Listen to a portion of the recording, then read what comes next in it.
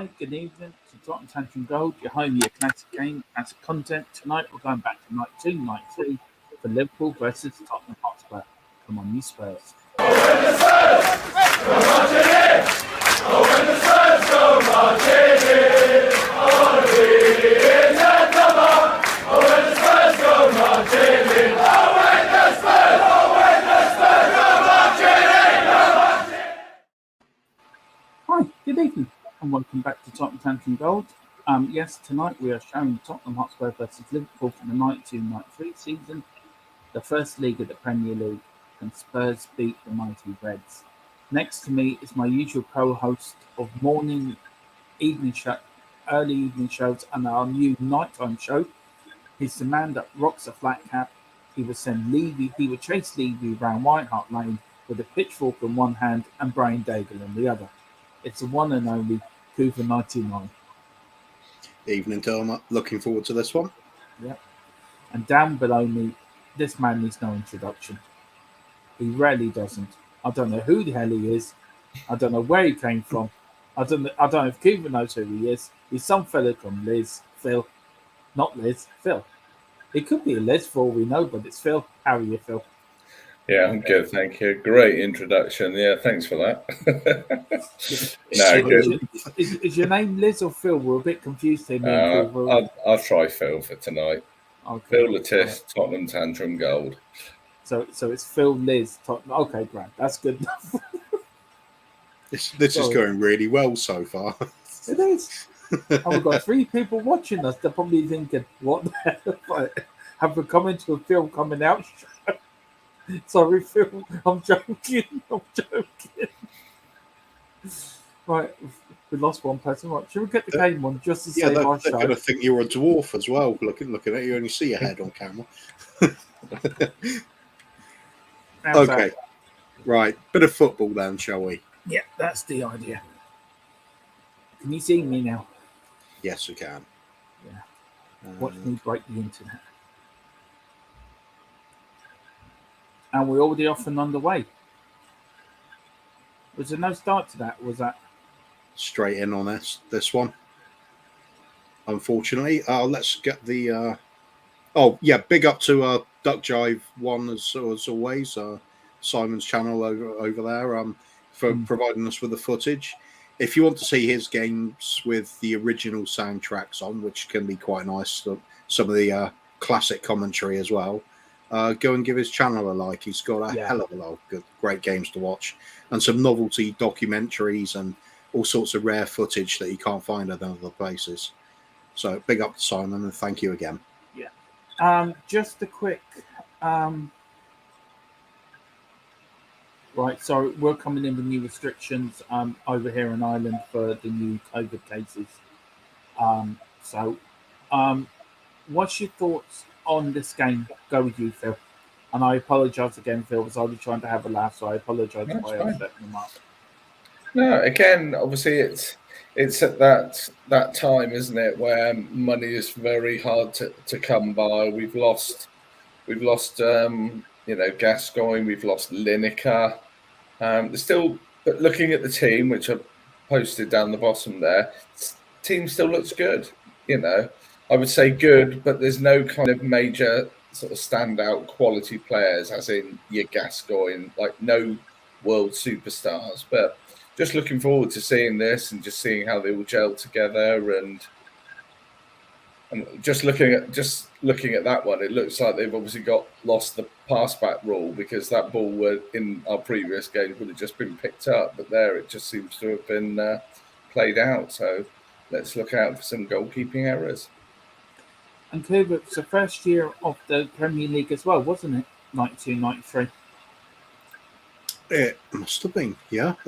Like Phil was saying, we just lost Lineker and Gascoigne and trying to recover from that. And I just remembered that it's so unusual seeing Gordon Durie there in a Spurs shirt, but he was one of those signings that was kind of surprising at the time, didn't you think? Yeah, he came in at the start of the 91-92 season to partner himself with Gary Lineker. Pete Shreves bought him from Chelsea. I must admit, when I saw the newspaper headline at the time, first thing was Spurs signing a Chelsea forward. So I thought, oh, Kerry Dixon. Yeah, he's quite a good player. Derek Hutchinson, good evening, gentlemen. Good evening, sir. Hope you're well and keeping safe. Yeah, Cooper, very quickly, do you want to mention our late show that we were going to do? Yeah, we're Starting good. from tonight, actually. We're doing a just quick going one. to do a sort of roundup of the day. If there's anything that grabbed our attention that I think needs a little mention, like COVID related or games being called off. I'll just sort of sum up what we've seen in the day and maybe even preview what we're going to do the following few days. Just our sort of closing thoughts on before bedtime. And Dermot will love his cocoa out, his Horlicks, and his little pipe and his slippers. And we'll perhaps we'll have some ancient sort of Irish bedtime folklore to go with it as well. Oh, yeah, definitely. Yeah, with a 3 pints of Guinness and the whiskey and a hot toddy to finish it all off. You never know. Phil might join us tonight. If you want, Phil, would you like to join us for that tonight? Yeah, what time are we going live? 11 o'clock. Okay. Yeah, I'll do that. Tonight.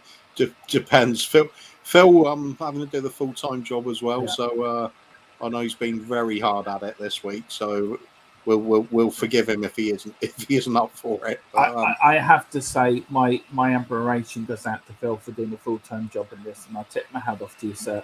Fair play to you. It's not easy, so fair play to you.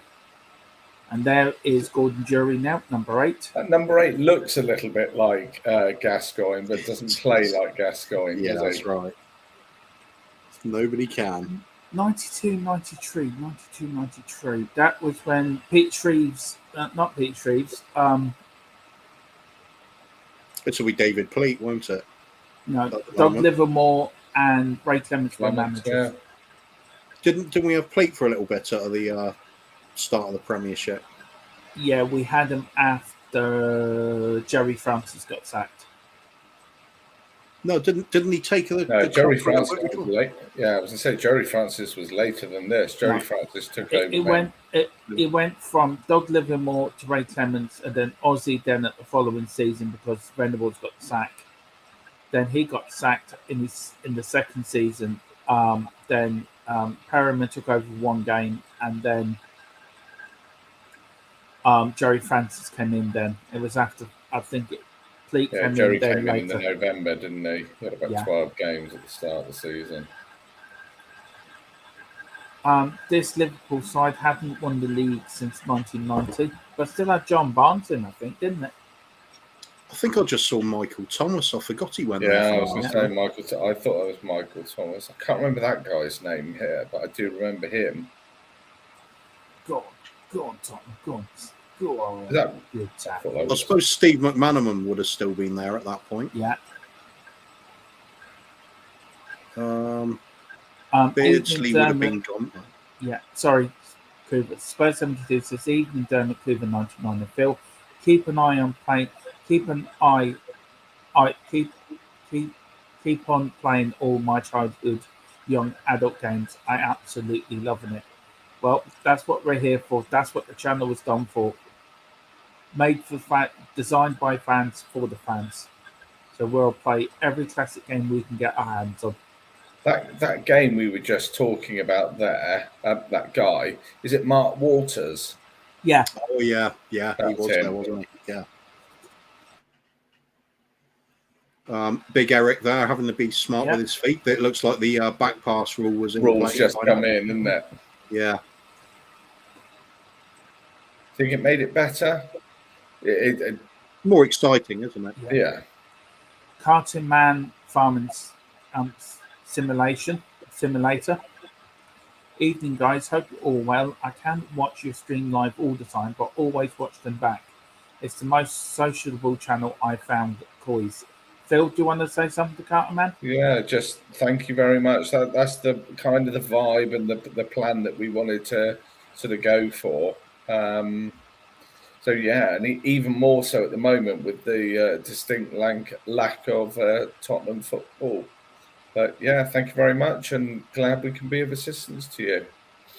I think Now- when there's only two of us, some nights we're quite happy to have people sort of drop in, sit in with us, and Yeah. chat through their memories as well. Perhaps we'll get you on one time, Carton Hunter. Who knows? I just seen Steve McManaman then. Yeah.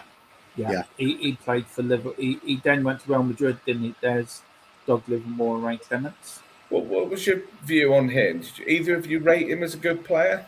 Look, he's ordering his pizza. He's just got on the phone, ordered the pizza. But Manaman, he was a strange one. He could be quite tricky and quite dangerous at times, but he was another one I always felt ended up going into nowhere sort of avenues a lot of the time. I found it a real surprise him going to Real Madrid, I must admit. I think he went when he was free, though, didn't he? So they haven't got too bad a habit of doing stuff like that. There's Ian Rush. He didn't seem a Real Madrid player, did he? No, he didn't. This would have been Ian Rush after he's come back from his time at Juventus, wasn't it? Yeah. There you go, Mark. Being the secretively very dirty player that he was. So it was mentioning the other night he'd always leave his foot in on the defenders and give them a little... Come here. I've ordered you a double pepperoni. Yeah, that's what I've ordered. Do you want Coke or lemonade with that? Look, I'm telling you, go over and get the pizzas. I'm not telling you again.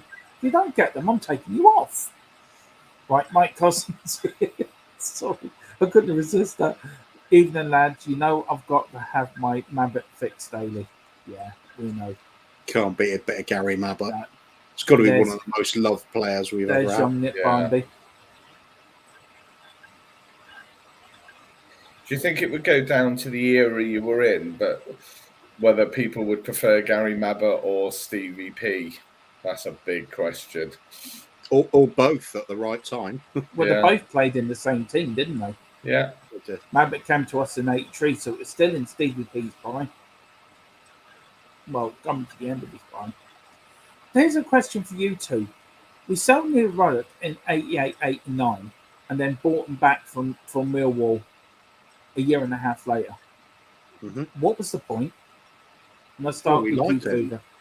We liked him. We just didn't have room for him at the time. He needed to be playing regularly. So when we sold him off, well, when did we sell him to Millwall in the first place? He was 88, 89. So that would have been just after Richard Gough left. So Richard Gough left in '87, didn't he? End of the '87 season. Oh, so it would have been '87, '88 with that. So who did we have come in straight away? It would have been Mabbott and Steve Sedgley, I suppose, initially taking the central defence. But perhaps they just felt Ruddock was a little bit too young and raw at the time, needed to develop his game elsewhere. But then we did like something about him, so we signed him back. Him and Sheringham were both at Millwall, weren't they? They were. Sheringham part of a really good double act with Tony Cascarino, which got them into the top division. Here is Carter Man Farman said, I would love to join you at some point. Don't have a mic and headphones set up at the moment, but we'll sort it out. Well, you're more than welcome. Yeah, give us a shout anytime. Yeah. Who was that who's just lunged in there? That was number 4, Steve Nicol. Wanted to say Dieter Harman, but that's way before him, isn't it? Who told you that Liverpool kit? Who told the Liverpool kit designer that those 3 big white stripes look good? I guess not everyone can be as classy as us. Oh Lord! I like the way you put VAR, Paul. Yeah. Just a quick thought. There's 2 games being played tomorrow, 3 on Sunday so far, as we know. There's due to be a meeting next week between the Premier League and the managers, and then between the Premier League and the captains of each of the Premier League clubs. Can you see Liverpool going ahead on Sunday? I'll start with you, Phil. I'm going to say at this stage, yes, but I don't think it should. I mean, Liverpool dropped obviously a couple of players last night, didn't they? They haven't got Van Dijk and a couple of others, but it still doesn't mean that they're a poor side. So I don't know. I guess what I'm waiting for is any time now for them to just go, enough is enough. We're having a fire break. We're having 4 weeks off, 3 weeks, whatever it is. But well, the league is actually to stop this weekend and come back on the 15th, the weekend of the 15th and 16th of January. And we all know at some point the league's going to stop. There is no way it can carry on like this. But you know, they haven't done it yet. I just want to get these comments up quickly and then I'll come to you, Cooper. Evening, gentlemen, is this the full match or extended highlights? It's the full match. 92-93, us playing Liverpool. I think it was early on in the season as well. And then Mike Cousins then says, Mabbott for me, you know the reason. But Steve P was a legend when I was a kid. The comment about no Mike. I don't understand that bit or no bit tick. No, I don't know what he means with the comment about no mic, unless it's Carterman that. Oh, you don't need the mic. That's it. You can do it off your phone. That's it. Yeah. Carterman, you can just log in, and if we do put the chat, just press the link and it let you come in on your phone. So. Sure. That's a dirty. Is that Dino? Dino, he played at St Albans City. Dino Austin. And a question here for you, Cooper, and then I come to you, Phil. They should have stopped the matches in midweek, and then would be almost guaranteed Boxing Day, St Stephen's Day football or Boxing Day football. It's a thought, isn't it? It would have bought that time that we think's needed, and it's lovely to have a Boxing Day game. I must admit, it's one of my favourite times of year for football. You usually get the crazy games, don't you? I forget with turkey sandwich and live football. What's there not to like? I don't know, but I should be around my in-laws on St Stephen's Day, so I won't get to see the football. They're usually the matches where everybody's forgotten how to defend as well as the Christmas spirit's really going. So hopefully Tottenham's on. I can ask my father-in-law if I can put the Tottenham down there. Get them something nice for Christmas, like a top on top. See if he might convert them. Carter Man said, "Okay, thanks." And then Mark Cousins said, "Sorry, press the wrong button.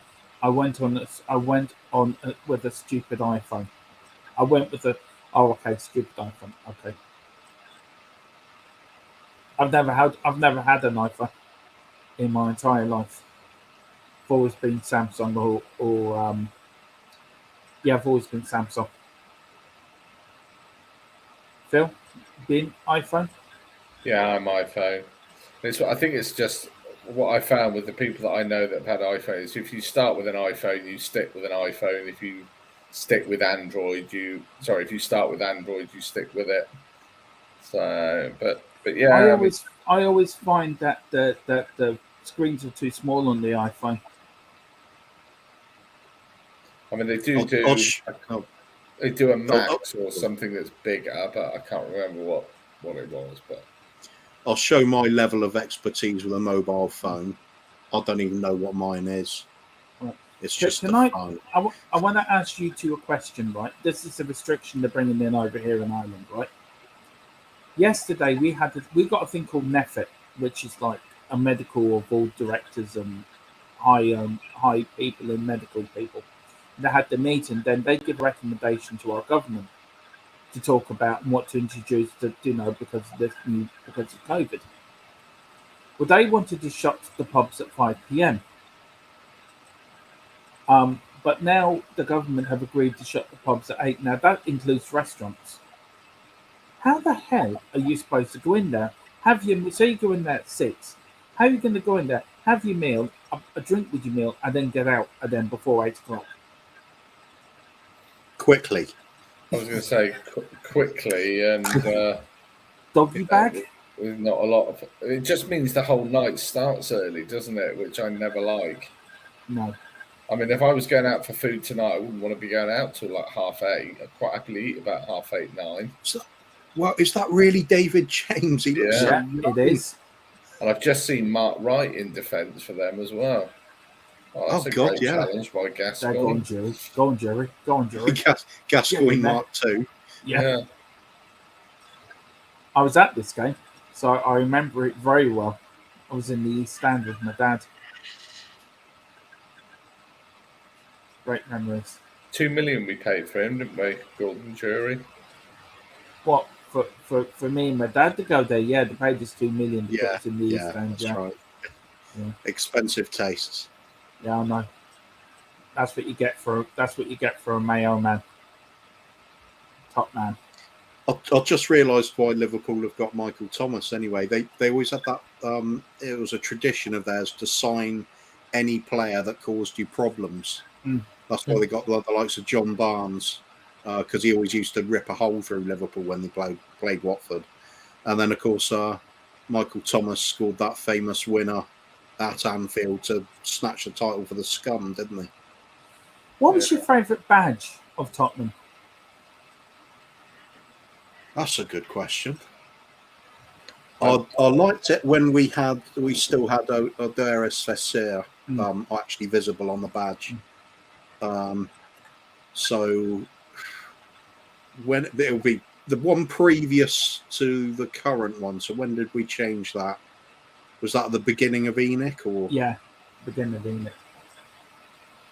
Yeah, then before Enoch. Yeah, that fits in perfectly. Levy out. Yeah. Phil?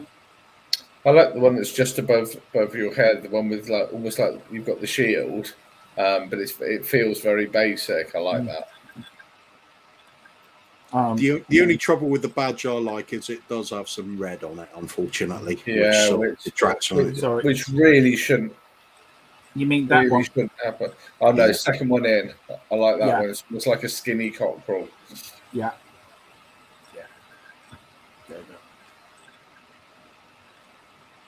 And let us know in the chat what your favourite badge was. Would like to know. Thank you yesterday for doing the stream yesterday, lads. Absolutely brilliant job. Sorry we had to put it down, but we'd rather put safety ahead of anything else and people's private information. So, yep, I messed up. No, you didn't. It's just one of them things. That's always the fact. I still messed up. I mean, no, you didn't want anyone to know you were WhatsApping Adele. That was it. You didn't want Phil to find out. Now, come on, right. be honest with us now. Yeah, because if you were Cuba, we might fall out. But you know, well, there were a few pictures of a juicy pair of breasts going there. I must admit. Spurs and then there was something that she sent too. Right, okay. Spurs 72 says same as Coover for the badge. Yeah. Oh yeah. I'd love to hear people's thoughts on this game as well. Who's your favourite players around this time? What was your favourite game of this season? And you know what I always remember Liverpool coming. I used to hate Liverpool coming to Tottenham because they always beat us. You know, but I always felt Brian Moore was so anti-Tottenham it was unreal when we played Liverpool. I swear to God, he was a Liverpool fan privately. Yeah, he did kind of have that sort of smugness about Liverpool winning, didn't he? Yeah. Must be hard though if you get a job as a commentator. Can you imagine any of us as a proper commentator? You know, and we're on watching Chelsea and Arsenal and stuff like that. For you to be totally honest and be like, "Yeah, I really want them both to lose." You know, it must be difficult because I couldn't contain myself if I was commentating on Tottenham to not cheer my head off when we scored. Yeah. Barry Davis. Yeah. Barry Laughing Davis. your head off and Scum lost in the last minute. Yeah. Barry Davis was a Spurs fan, the commentator. That's right. Yeah. But you'd never know that when you listened to him, would you? You did when Gaza scored. No, not a penalty. Not a penalty. Challenge. Good referee. Good referee. Well done, Gary. Well done, Gary. Good referee. Good to see the player wasn't complaining either.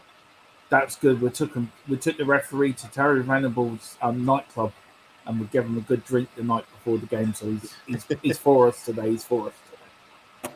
I'm just going to pick up a comment from Carterman. Oh, where's my mouse gone? From Carterman. I hate playing Liverpool. My stepson is a Scouse fan. Yeah, don't think any of us love it anymore. Oh, yeah, bless him. Has he ever been to a Liverpool game? Yeah. That's the question. When did we last beat them? Do you know what advert's on my telly now? Sorry, Phil. Do you know what advert's on my telly now? Manscaped. I'm serious. It's a Manscaped advert on Sky now. Just happened. Well, is David Harris popping up there and there's little... well, no, I think I saw David Harris's boxer shorts just go across the screen with Manscaped written all over them.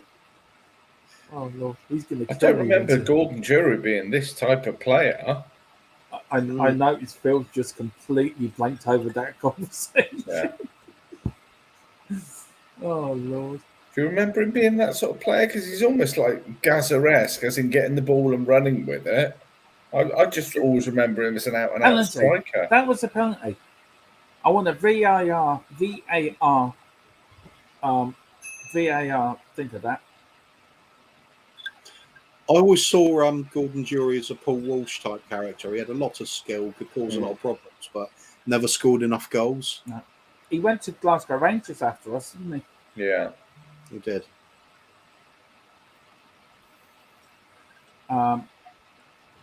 And Cartman said he went to the old Wembley to watch them with his father in the mid-90s.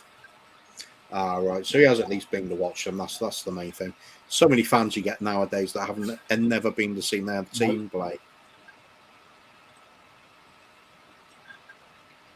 Dean Austin was a good player for us, actually. Until he got that horrible injury, yeah.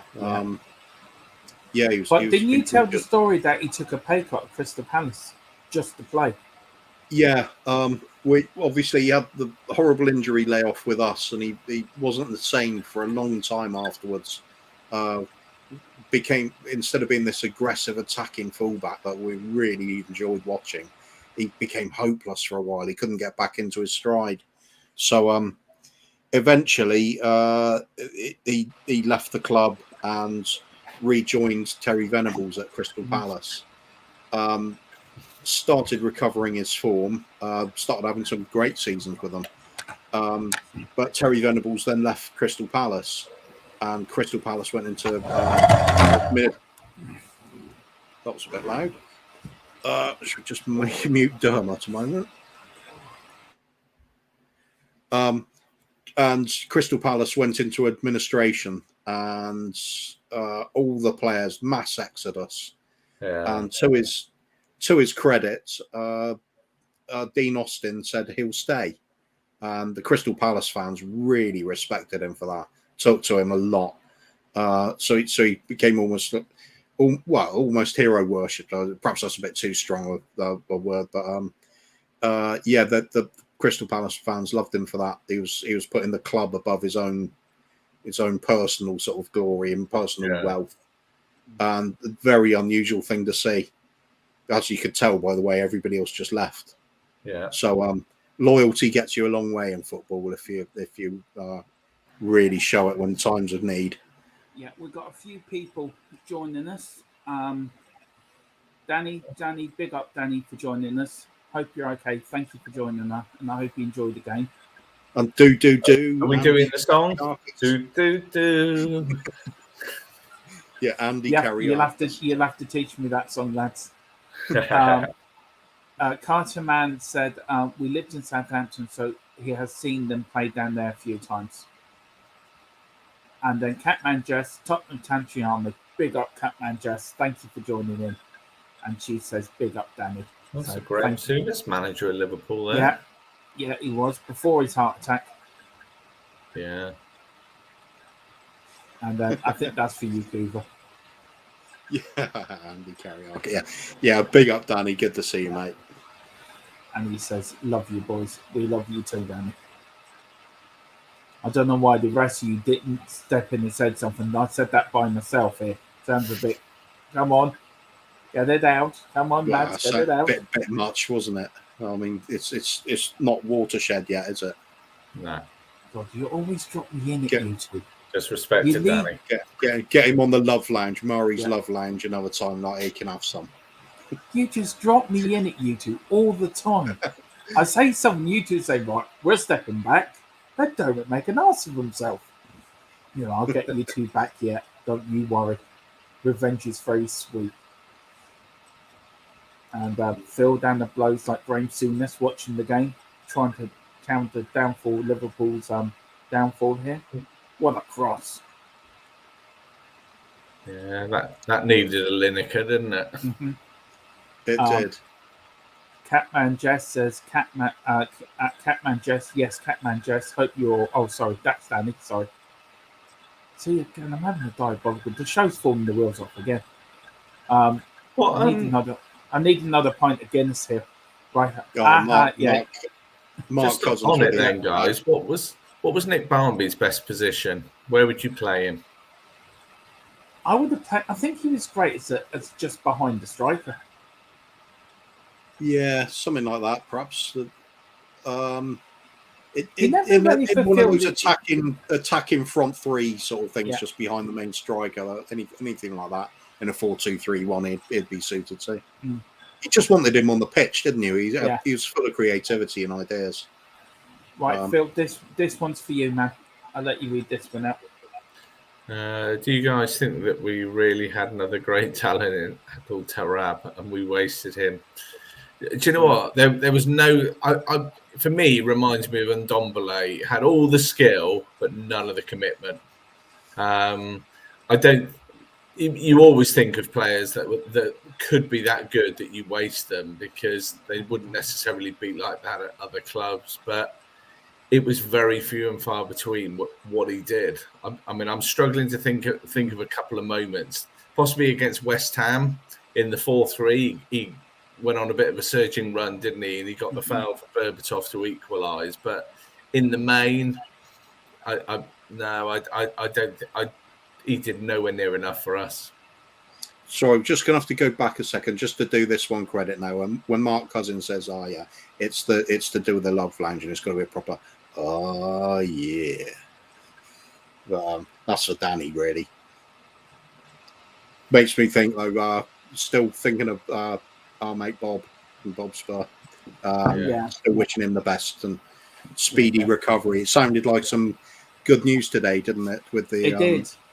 They've reduced his oxygen levels that are needed, so and moved him to a Milton Keynes, I believe. So it looks like there's improvement there. So hopefully we can. Or did I not do it well enough, Danny? He's given a real. Oh yeah.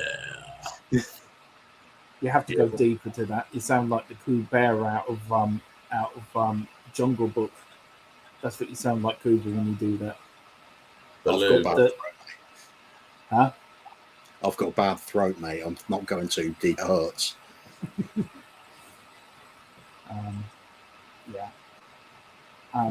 Big up to everyone.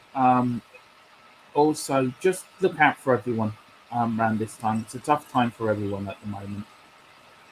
So just keep an eye out for your neighbours or your close friends and just check on them, see if they're all right. There's people that need a little bit of help this extra time of the year. So everyone just, if you haven't spoken to somebody, just speak to them and give them a check and make sure they're okay. But we will be here all over Christmas. Don't you worry about that. We're your Christmas festive football. If the Premier League gets shut down, this is where you will get your Christmas festive stuff.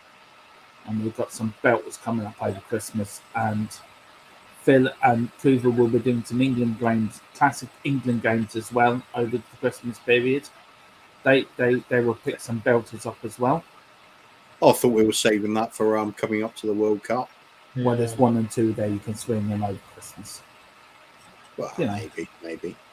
Well, one where we're playing like, Lapland or something. Is that what? Well, there was one on there where you beat Turkey 8-0 and Hoddle played in it. Yeah, I remember that game. Well, a bit of Christmas turkey, I see you thinking. Yeah, well, that's a good one. Yeah. That's a good one, isn't it? stuffing the turkey. Yeah, Yeah. yeah. Gary Works, it Lineker works. played. Yeah. Danny, if you're here, let us know in the chat. Do you think the Premier League should be cancelled until January? I'd love to hear your thoughts on that. Perhaps we could do the turkey game with a bit of background music from the Cranberries. Yeah, that's it. Yeah, you should get I on would with love it. You don't actually. want I to would let it love linger. everyone's thought on that in the chat.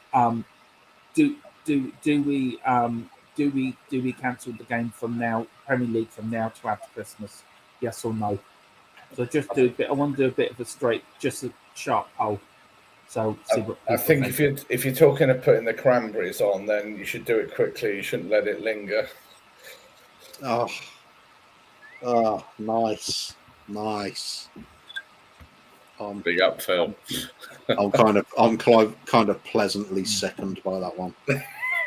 So am I. I just don't know what to say. I've ignored it. Right. She lost her life, didn't she, around this time? She did. Tragic. Yeah. Um, Derek Hutchinson said yes to that. Oh, for fuck's sake. It's got to be offside. Good. You dirty bastard. Exactly. Carterman saying about Tarat. Harry Redknapp said he loved the player but didn't know where to play him. I think that was the problem, really, wasn't it? They kind of found a way with when he was at QPR, didn't they? They got a tune out of him. But he was an awkward kind of player. I mean, is it him wasting his time with us, or is us wasting his talent? I mean, who knows? When you find the right fit, who's really taking the credit? That's it. Look at Danny doing that, saying that. Danny's response to that is that I personally wouldn't postpone the Premier League. I feel that it needs to continue because if it can't continue as normal as possible, and it's going to be an endless circle. Part 1. So, what do you think to that, Phil? There's merit in it. I guess the reason it makes it so difficult is because you wake up on a day thinking our team's playing today, and then halfway through the day, the game gets called off. And for me, I probably think it putting a lot of onus on the fans that have either bought tickets, but more like travel tickets, whether it's trains, planes, cars, and stuff. It's just, if they're going to do it, they should just make a decision and go with it. But it just feels a little bit too open for, what's going on. But you have got a point. Maybe, if you just let it run. But all that's happening with time is more clubs are getting it and more players are getting it. So it just feels, for me, an inevitability that at some point the Premier League is going to stop for a little bit. Yeah, for me it's like a valve, isn't it? It's a tap. You have to adjust what the flow of things occasionally. Sometimes you just need to turn the tap off a little while and let things sort of dry out a little bit before you start trickling through again. It's playing it by ear, really. I think we do need these little circuit breakers every now and then, just so clubs can regroup and you get the sense of where the current sort of hotspots are for these infections coming through. At the moment, with far too many fixtures, far too many players coming into contact with others, so it's just literally spreading it around club to club by playing, let alone the fans. With all the cancellations and all the people spending so much money on travel alone, it's just not fair, because, I mean, postponements are happening, the day of the match, and a lot of the time it's just not right. No. But I know what Danny's saying. I mean, we want to try and get back to normality. That's the second part. That's the first bit, Dermot. Let me just do that. So, an endless cycle of stopping and starting. I've already read that out, Phil. No, you haven't. I have. No, you haven't. An endless cycle of stopping and starting life in general. Omicron virus is one strain. Which one is next? It's going to cause more issues long term for player injuries with build up of fixtures, etc. I get the point that maybe the Prem will stop. It probably will, and everyone will accept it. But all I'm saying is, as soon as they open it, the next strain will come along. That's another big point there, isn't it? It's how long do you stop it for? It's not stopping Yeah. it for 2 weeks isn't going to clear it. Well, they're going to stop it between. They're looking to stop it this weekend to the FA Cup weekend, the first weekend of the FA Cup, and then they're looking to bring the Premier League back on the 15th to the 16th of January. But the problem is, though, the league is not. Everyone's got an advantage now. We have an advantage on most of the teams above us because we've got, what, 3 games in hand? Or is it 4 games in hand? It's 3 at the moment, and obviously teams above us are dropping points. Yeah. Nice one, Chelsea. Thank you last night. Well done, Everton. Yeah. Boom, boom. West Ham, obviously, they've dropped, 4 or 5 points in the last 2 games, haven't they? Because they lost. Yeah. They drew with Burnley and then lost to the Scum. I must admit, I find Chelsea far more palatable when they don't win. Oh, yeah. Yeah, I almost like them when they lose. Yeah. What's this crack about Arsenal? I can't get to the bottom of that. The Arsenal player. Oh, Aubameyang. Yeah, what's he done? It's So we can all have a good laugh. There's some disciplinary issue there, isn't it? Because it's not the first time that it's happened. Just thinks he's too big for the club, kind of thing. He probably is. I was going to say he probably is, and he's Arsenal's only a small. Arsenal's only a. Yeah, well, Arsenal's only a small little club, Look for a ball. Yeah. What a Ah, Right, so just pick up a couple of these chats coming in. So again from Danny, it's never going to stop, and the new strain is not as life-threatening either. The symptoms are more like a common cold. Okay, that's the big hope that it is. That becomes the predominant variation. But as far as I know, the old, more dangerous strain is still quite relevant at the moment. So. Yeah. Can't just sort of completely ignore it. Okay, and then on to Cat Manager. I feel they should do whatever is best for the health and safety of all involved in football. As much as I want games, especially during the Christmas season, I just don't feel it's as important now. That's a fair point. What's your thoughts on that, guys? Sorry, I've just got breaking news here. We're going into some sort of a lockdown here in Ireland. Okay. All right. I'm going to carry on working my way through because I'm going to go to Josh. So, Josh, big up to you, Josh. Good to see you, my friend. The only way you're going to break this cycle of players contracting COVID is to make every team isolate for 2 weeks. The guidance is 10 days. Give them 2 weeks, then there's absolutely no excuse. Again, possibly with that, or does that create a short-term measure? I at the moment, I don't know what would be the best thing. What do you think to that one, Keith? Sorry, go on, Dom. Sorry, I didn't mean no. I mean, could you go back to the one before, Phil? Then I'll get back to Josh's there. Look, I mean, this is to Josh's as well, and then Danny's before. Look, there has to be something done to protect the fans. We can't just keep saying this. That you have to protect the players and their families. Cooper hit it on the nail in the head earlier. We've got 40 or 50,000 fans going to a stadium every week that can get it. I mean, they have to protect the fans. And if it means no football for over Christmas, then it means no football for over Christmas. If you're going to protect 50 or 60,000 fans a week, and then the players and their families, the Premier League have to do something here and do it now. You know, there's no point talking about it and it getting worse and worse and worse.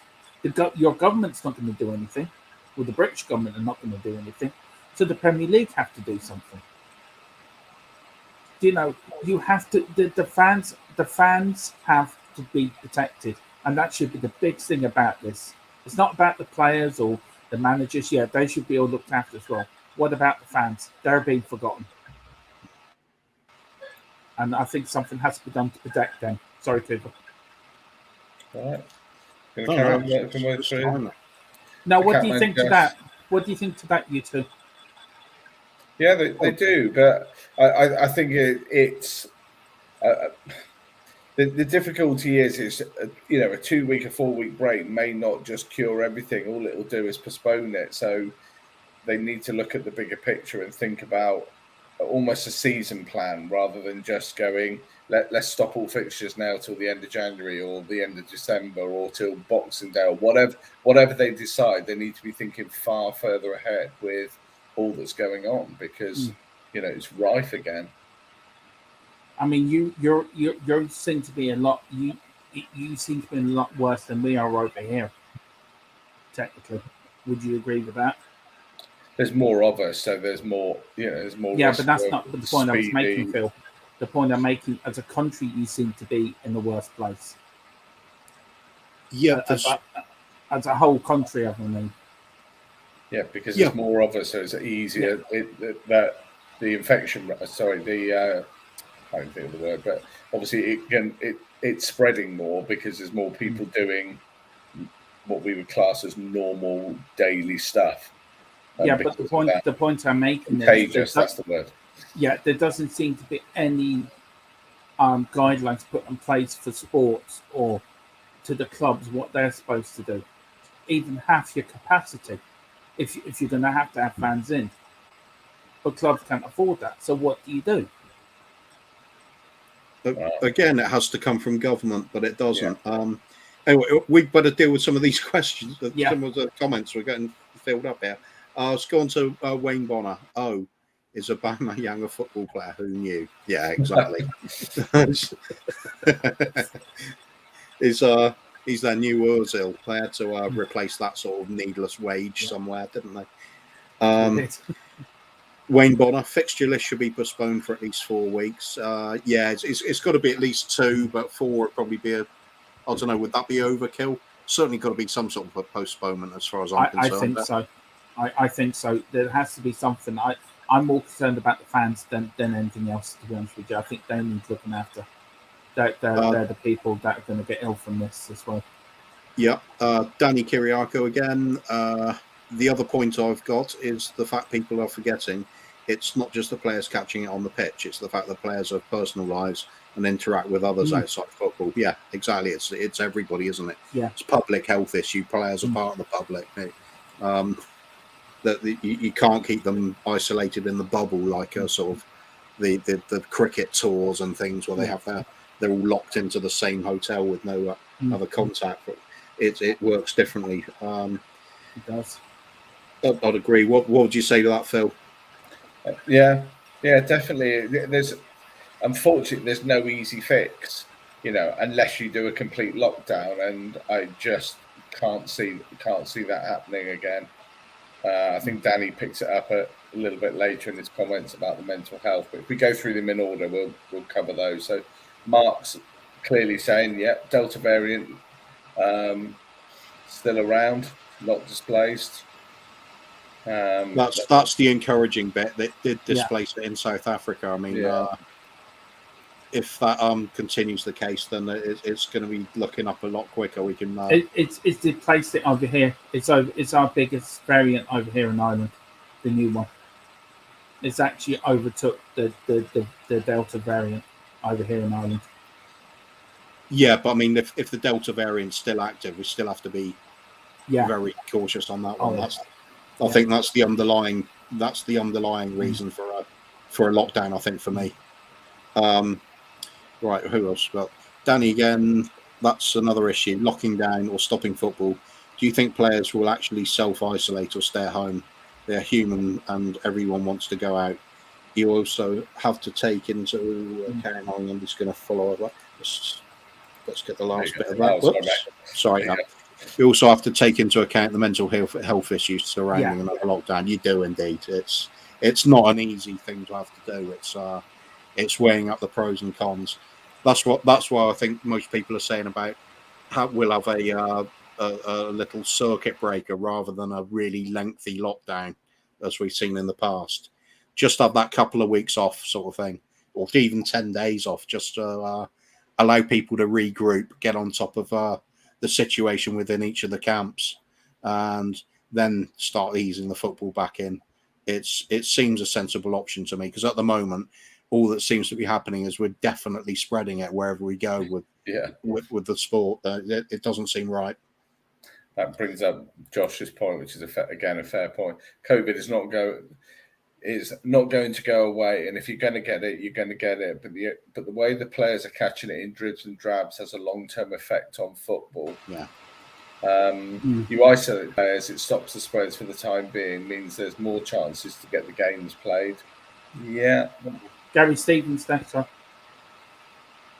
Still Gary Stevens there in the press box. No, I think Josh is correct in what he's saying. Look, it's not going away, so you're going to have to somehow learn to live with it. For everyone does, every nationality, every sport has to learn to live with it. So as Kuba said, have bubbles, if it means having bubbles. I mean, we were, the Premier League was slow off the mark last time with this, and it got to a stage where it got bad. You would have thought they would have learned from their mistakes this time round. I mean, there's people like Josh, and that. Do you know what I mean? His little girl was not very well, and thank God she's better now, and praise the Lord and everything that she's fit and healthy. Do you know what I mean? And the hospitals are being overrun, and it's also another thing. It's people that don't get vaccinated. I think that there's a lot of footballers who don't want to get vaccinated. So where do you go on that one? Do you start playing players that don't want to get vaccinated, or do you play players that get vaccinated? Where do you go with that one? That's a tough one again as well, because that's a more complicated one. I mean, for some people, there's like religious belief behind it. For others, there can be a phobia. I mean, you couldn't sort of force vaccinations on somebody that's actually got a phobia about being vaccinated. I mean, that's some level of cruelty, that would be. But it does make things difficult. Danny again saying here, it's going to be detrimental to people's livelihoods, more small businesses going out of business, and more mental health issues for many people.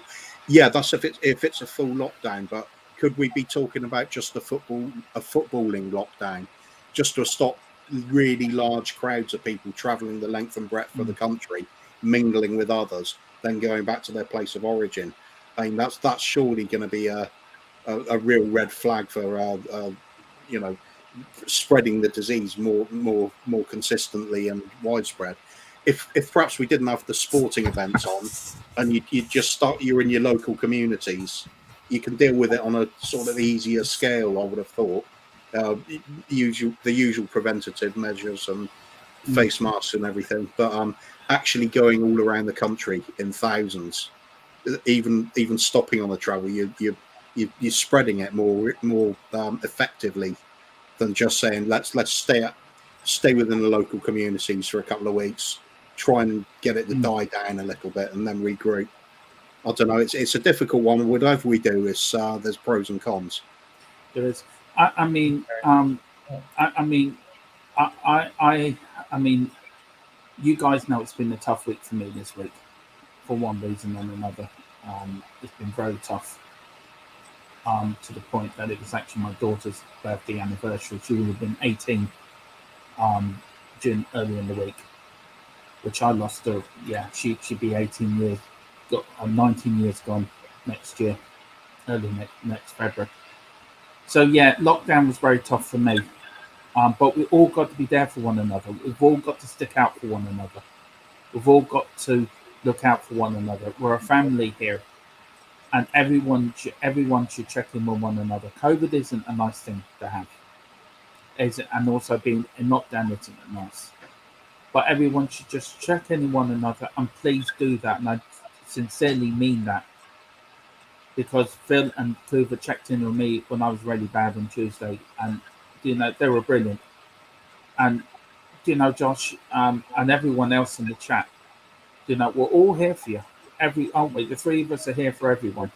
Yeah. And you're not alone. We're a family on this channel, and that means a lot to us. Like, we're a family on Dave's channel, or a family on We Are Tottenham TV. And you look at what's happening for Hotspur and Kim. We're all there for them as well. it's we're all here for one another, so you're not alone, and we're all here, and we'll do our best to bring all the classic matches through the years to cheer everyone up and give everyone a bit of a smile. Let's kick COVID in the ass and just enjoy what we have, which is our families, which is our loved ones, which is Christmas coming up, and let's enjoy Tottenham Hotspur through the golden years. So the three of us here will do what we can over Christmas, and love to all. We all love you all. We all appreciate you all. You're part of this family, and God bless you all and be safe. But we're here for every one of you. So just wanted to say that. Sorry, guys, I didn't mean to go on a bit of a trembling run there. So you're quite right, though, right, Dermot. The online with the YouTube Spurs community in particular is phenomenal. So many people watching out for others, whether it's behind the scenes or on the channels, and anybody feeling they even just as somebody to listen to them having a good moan about something, get something off their chest, it can work wonders. And there's loads of us going through stuff, so people who understand it all. So don't stay in silence if it's affecting you badly. and Reach out. There's always somebody. Yeah, and this is what this channel is about, isn't it, Phil? It's about giving joy for people for a couple of hours, isn't it? Yeah. Just cheering people up, and what do you want? I mean, do you feel the same about this channel, Phil? It's what we based this channel on, wasn't it? That was the idea of the channel, wasn't it? Yeah. Really? Yeah, without a doubt. I'm just going to bring this one comment up for Josh. I hope he doesn't. No, mind. I don't want that up. No. I know what he's saying, and that's why I said what I said, Phil. All right. Okay, but I know. Like I say, Josh, you got my number. Just give me a call, mate. Yeah. Don't suffer by yourself. Yeah, I would love to bring it up, but I've got to think of other people in the chat as well, Phil. Do you know what I mean? But yeah, do Josh get in touch with me, Coover, or myself? So do you know what I mean? Sorry, Phil. I hope you don't mind me. I'm not being rude or anything, but yeah, it's fine. Yeah, it was just very big evening to Cody Matt. Yeah, Cody Matt, nice of you to join us. Great to have you on board. And then Andrew. Andrew, watching this always helps me love the 90s games. Yeah. Very good. And thank you for everyone who has tuned in. Please like and subscribe. We're all on Instagram now, and we're all on Facebook. And we're going to put more on our Instagram thing later. I'll tell you what, let's change the questions. Let's cheer up a bit and get everyone in a good mood. Ericsson. I would love people's comments in the view. Comments on this. What do you feel about Ericsson coming back to Tottenham, Hoover? Well, in what way? He isn't going to play, so. Yeah, would you have him back as a coach, or would you bring him in as like a? No, I'd go with whatever Conte wants. I mean, at the end of the day, Ericsson's well looked after, and he's not short of money, is he? So I don't think we need to worry that way. So it'd purely be for sentimental purposes, and it's just not the right sort of time, is it? I mean, no, you wouldn't disrupt Conte's coaching, would you? No. We've got. Did love him as a player, though. Yeah. I must admit. Yeah. Simon's in. Good evening, Simon. Once again, thank you for the use of the game. Very much appreciated. And we hope you enjoy it. I'm sure you did watching it the first time. So, Proven, Phil, anything to say to Duck Jive? Simon here.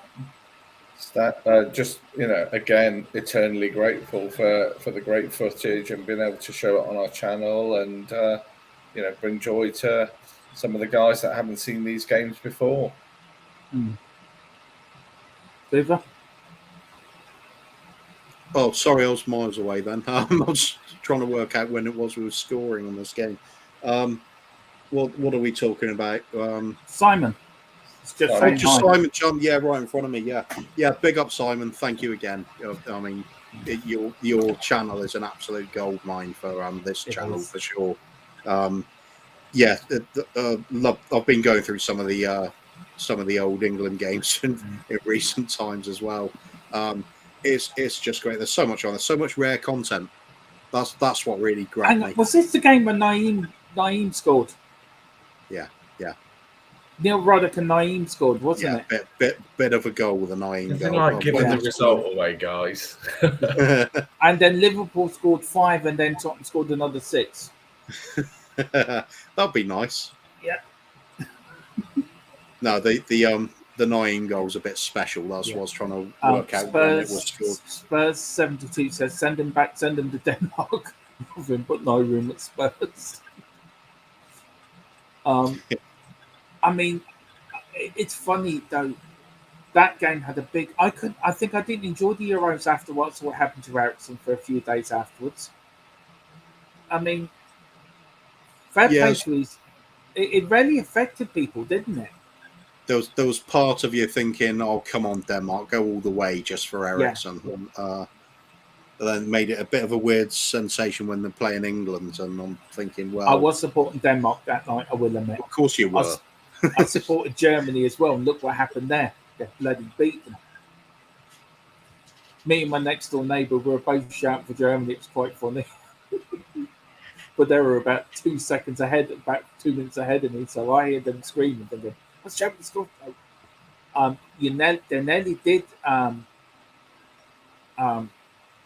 And Catman Jess says, "Big up everyone, you're all amazing, you guys. Got me emotional there a bit. Sorry. It was just what I was feeling, and I think it had to be said."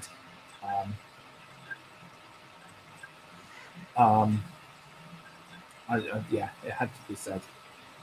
But thank you. I mean, thank you again for everyone that's tuned in tonight. We really appreciate it. Absolutely.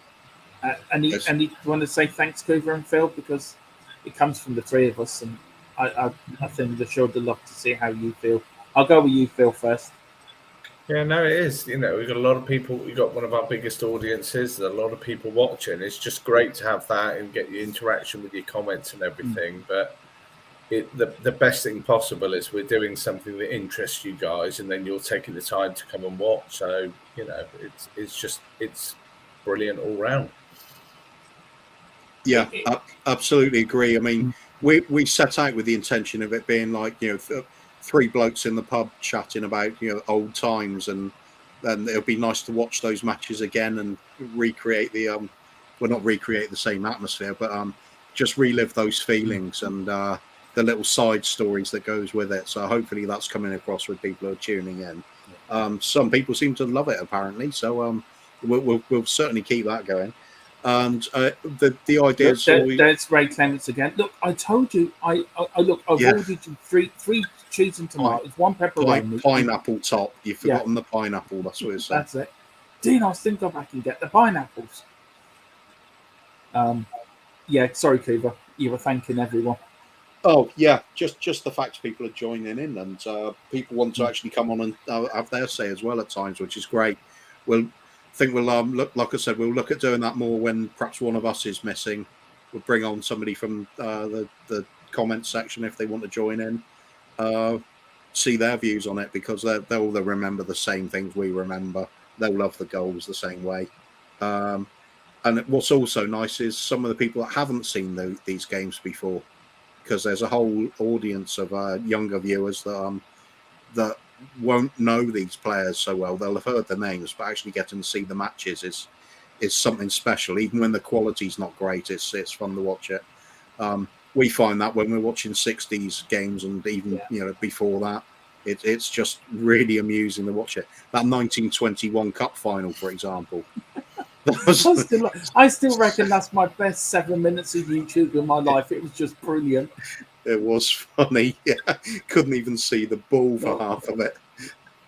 We just made it up as we went along, wasn't it? There was Phil shaking the King's hand in the front of the car, driving the King to the match.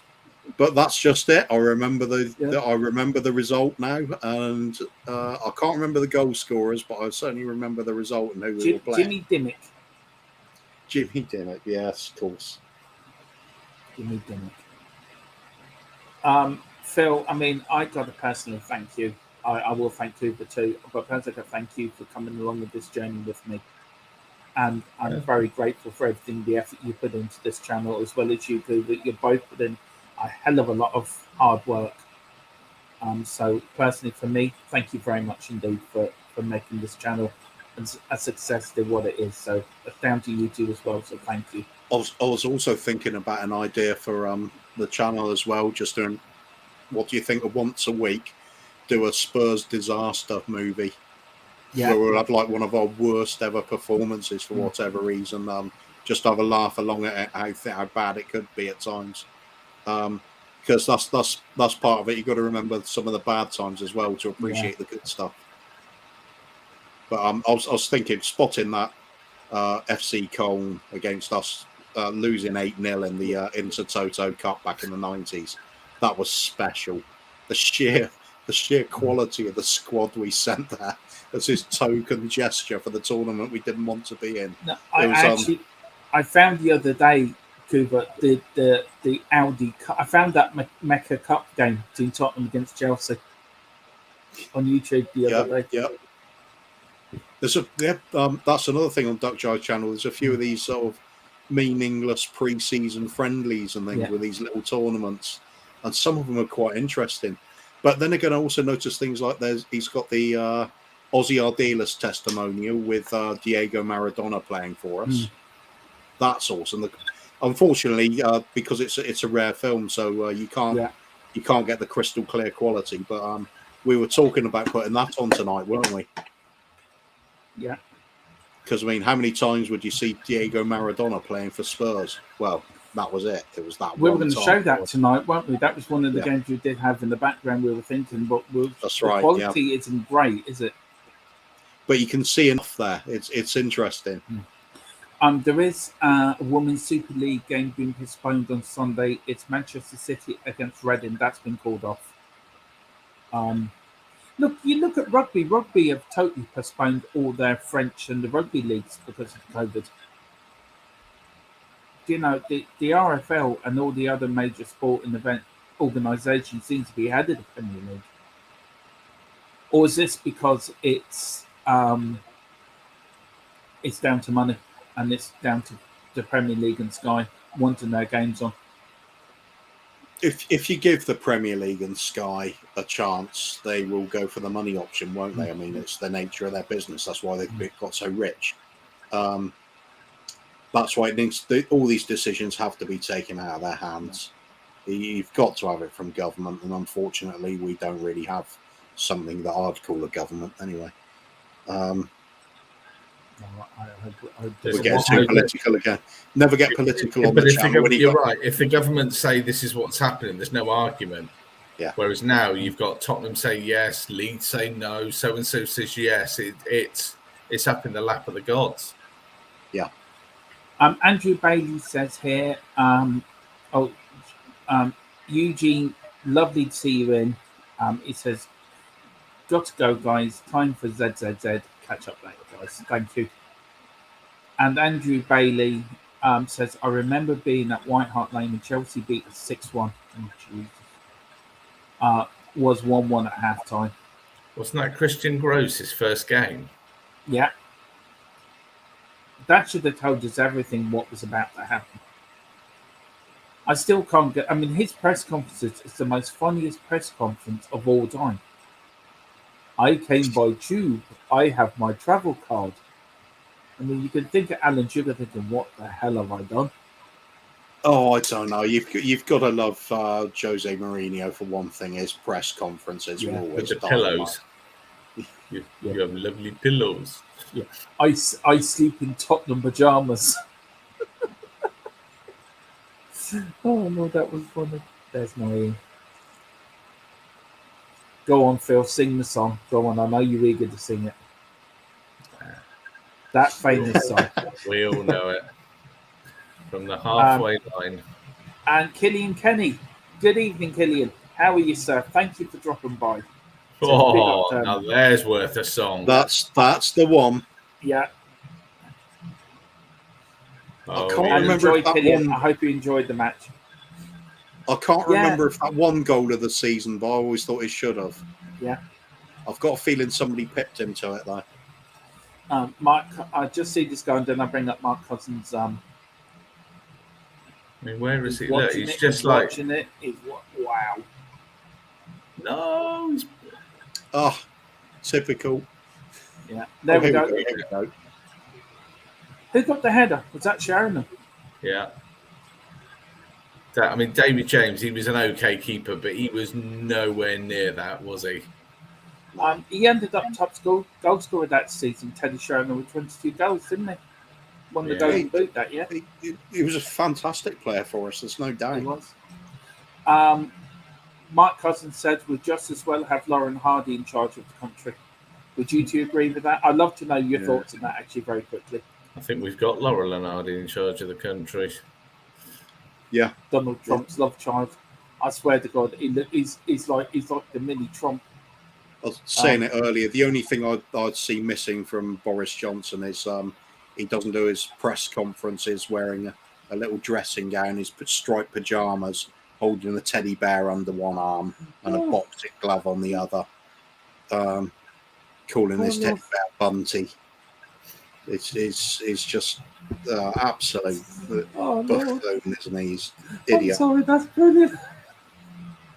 You had me in stitches the first time. I didn't think you'd get me the second time, but yeah, just a vision of that. He's just a moron. Yeah. It shouldn't be anywhere near politics. Catman just said that was beautiful. What a volley. Never seen that before. Yeah, poor old. Look at David James. I wonder if he sat there thinking, do you know what, respect to Nayim, that was bloody amazing. Yeah. So, when you catch something that sweetly, it's just it's a real feel good thing. The moment it's left your foot, you know it's in. Tony Yeboah did it against them as well, didn't he? And against him. But I would say, Tony Yeboah's goal still gets talked about a lot, but he did an almost identical sort of goal another time as well, didn't he? I'll let you read that. I'll let you read that one, lads. Too much laugh makes me laugh. Yeah, I know what you mean, Cody. He really loses it. Sorry. There we go again. There we go. Calm it down. Oh, Lord.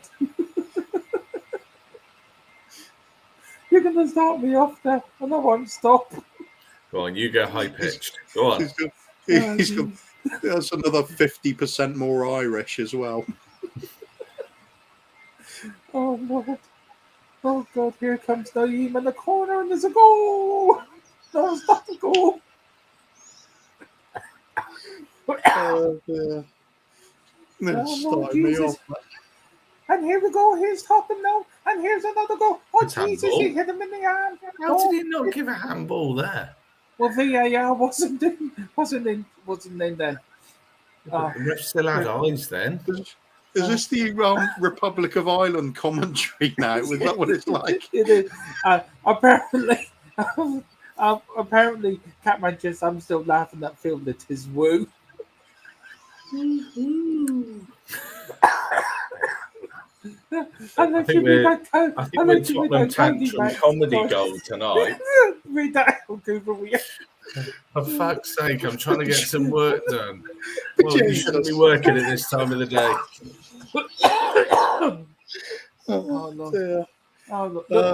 Look, ref, look. I ordered 2 cans of Coke, right, and a lemonade, right? That's what I ordered. Oh, Jesus. Oh, great one there, Dino. Oh, right. On, Dino. Behave yourself, Dermot. And here's a free kick now to Liverpool. Here are the White Hart League. And it's Michael Thomas over the ball. Now it's some ginger looking kid. Here we go. He gets the ball in now. And is it going to be a goal? The answer is no, it's not. And Liverpool have it now. They're still. So Irish Mickey Mouse. I'm sorry.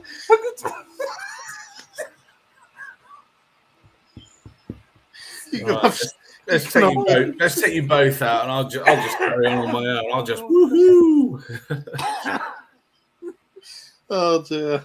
Oh, no. Right, come on. Let's be professional now. Oh dear. Disneyland. Yeah, Disneyland, yeah. Disneyland. Uh, It's either that or La La Land. oh dear. Yeah, I think I'd like to see a whole match redubbed by Dermot. Yeah, with a little helium machine next to him while he commentates on it. He is a helium machine. And you're right, Wayne. Dermot has lost it. He is. Oh Lord! Oh, he's back. Here he is. I'm back. You've been to Fantasyland. I just had to put Minnie in with Mickey. Am I watching Father Ted? Yeah, which one of us is Dougal? I think that'd have to be me. Oh Lord! And there's Eric Torsvet. Eric Torsvet, yeah. Yeah. Oh Lord! He does look like Gaza. I'm sorry, he just does. Phil, you're getting a bit worried that you have a fantasy of a Gaza. Oh Lord! Who doesn't? I was going to say that I'm not embarrassed to say that. Catman just said, "I need to put my glasses on because I can't actually read the comment without." If Dermot did a whole match, I wouldn't like that. I wouldn't survive. No. I was in danger of blacking out myself. Same here. Oh dear. Oh Lord! Oh. I tell you want to hear the commentators from the 70s doing cotton Gaelic football over here. It was the most funniest thing you've ever seen in your life. It's like somebody's kicked them in the balls before they went out and commentate, right? Or stick them a load of helium, right? And they go, "They're talking like that there, and there's a fight now for me. Oh, come on, no." Oh, Jesus. Oh, you got to have a bit of a laugh. Doesn't seem to be able to get hold of the ball, do we? As Christy Banks once said, Tottenham Hotspur are the greatest team of the world I have ever seen. Who's Mrs. Doyle?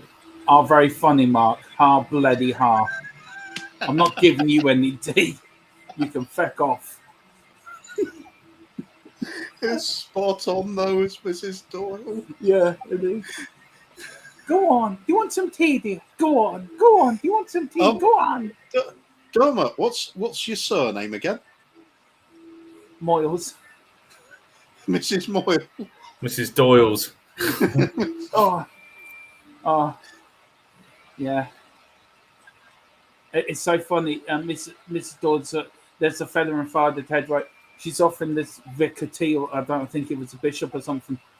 And, do you want a cup of tea, Father? Sure, I'm all right.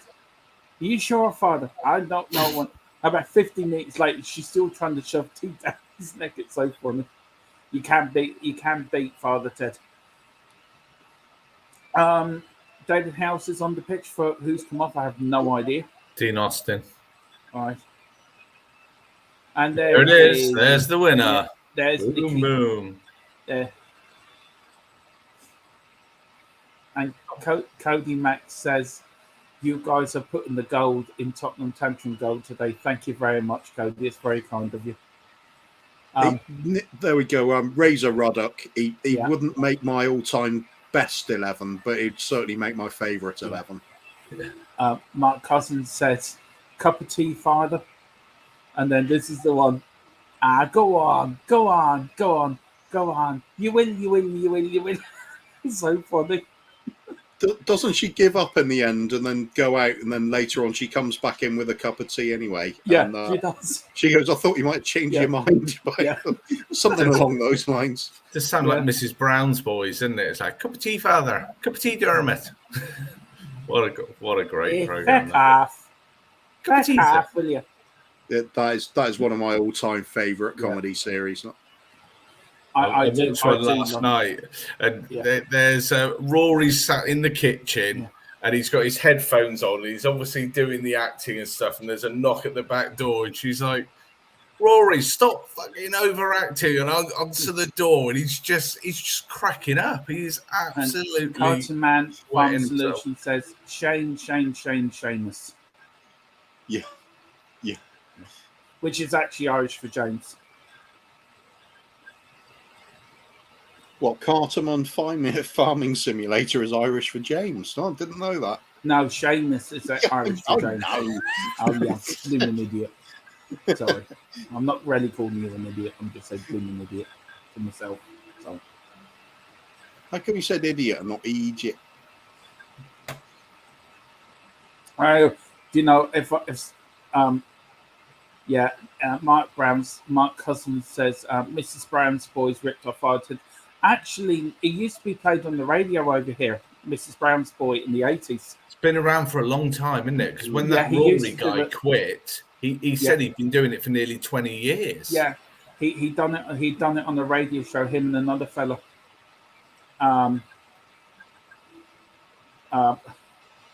My favourite Mrs. Brown Boys from Wayne Bonnet when the cameraman goes into the window. Yeah. I love the Christmas tree one where the boxing gloves comes out of it. Oh, that was the one that was on this week. Just brilliant. It's just fun. Good. I like it when Mrs. Brown just goes off script and everyone else is like looking, going, "Oh my god!" He's in a film called the. If you ever watch a film called the. What's it called? They did 3 films. They come out in the early 90s. Lord of the Rings. Matrix. No, they're 3 Irish films. The first one was like a band. Or what's it called? There was one called The Van, about when he bought the fella that starred in. He did Wayne Bonner. He did. Mrs. Brown did go from radio to the TV, to stage to TV. That's where he went. Hang on, I've got to Google it now. You know that Brendan. Yeah, he starred in the first 2, I think. I've got tickets to go and see Mrs. Brown, and I went to see it, and I just remember one bit where Rory, the character's just about to leave the front room. Yeah, he's leaving. Mrs. Brown's like, "Rory, come here a minute," and you can see that look in his face that's like, this ain't on script. Oh my god! And he's already laughing. She just looks at him and she goes, "Why don't you ever bring home any fish?" And he's like looking at her, going, "What? Oh my god, where is this going?" He's like, I don't know. And she's like, "Well, I hear that every night you're out trawling, but you never come home with any fish." And he's just crying with laughter and just walks off stage. What's the name of the brilliant 2 films he starred in? He starred in Star Trek, a lot of the TV series he starred in Star Trek: The Next Generation. What's the name of it? You know when you're thinking of a film and you can't think of it? They did 3 films. They did the Snapper. Is it Snapper or the Snipper? Are you sure it was Brendan O'Carroll that was in it? No, he starred in the 2 films. Brendan. He played Wesley in The Van.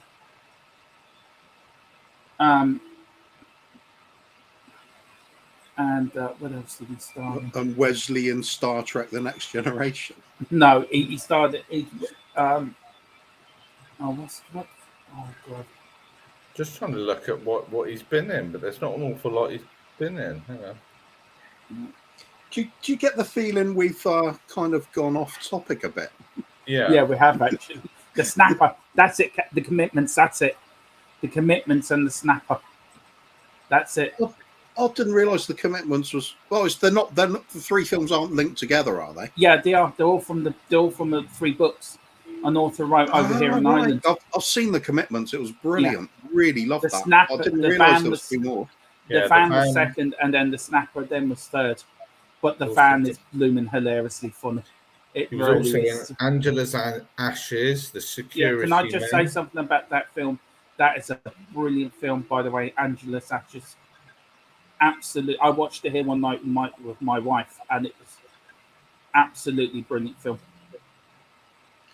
Cody Mack saying, "Did you know Marina Sirtis is Spurs?" Yes, I did.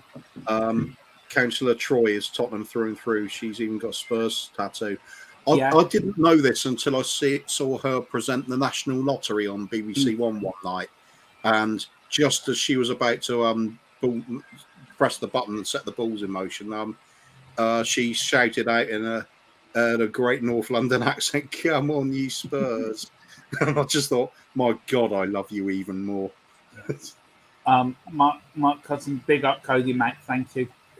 Mark Cousin says Father Jack was a serious actor before Father Ted. I believe Dougal and Ted were comedians. Yeah, Father Jack. Yeah, Father Jack was Father Jack was a serious actor, but Dougal and Ted, he was another sad loss when he died early. The fella that they.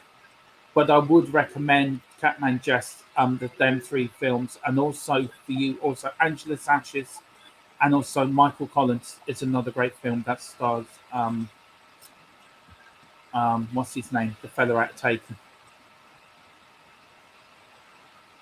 Well, I'm just looking at Brendan O'Carroll. He was What's also the name of that fella in Taken? in Liam Neeson. Liam Neeson, Julia Roberts, Stephen Ray, the fella that starred in Harry Potter as Voldemort, not Voldemort, as the teacher of the dark arts. Oh, Alan Rickman. He died, who passed away a couple of years ago as well. Watch them films; they're great for Angela's Ashes, and another film called Veronica. It's about a reporter over here that was a crime reporter for the local paper, and it was never proven, but she got knocked off by one of the gang leaders over here back in the 90s. Sorry, go on. Which brought in then the CRB, the Criminals Assets Bureau over here, that they can go in and take off the big drug lords and everything over here. So them four films, Catman Jess, look out for them. Blanchett stars in Veronica. So them four films. If you want to look up in the Irish sort of history in that, and another one called The General as well, Brendan Gleeson. That's a funny one. Famous real life villains, them the last two, but the three, The Commitment, The Van, and the Sniper. They're brilliant films, so watch them. That's your Christmas sorted out for movies.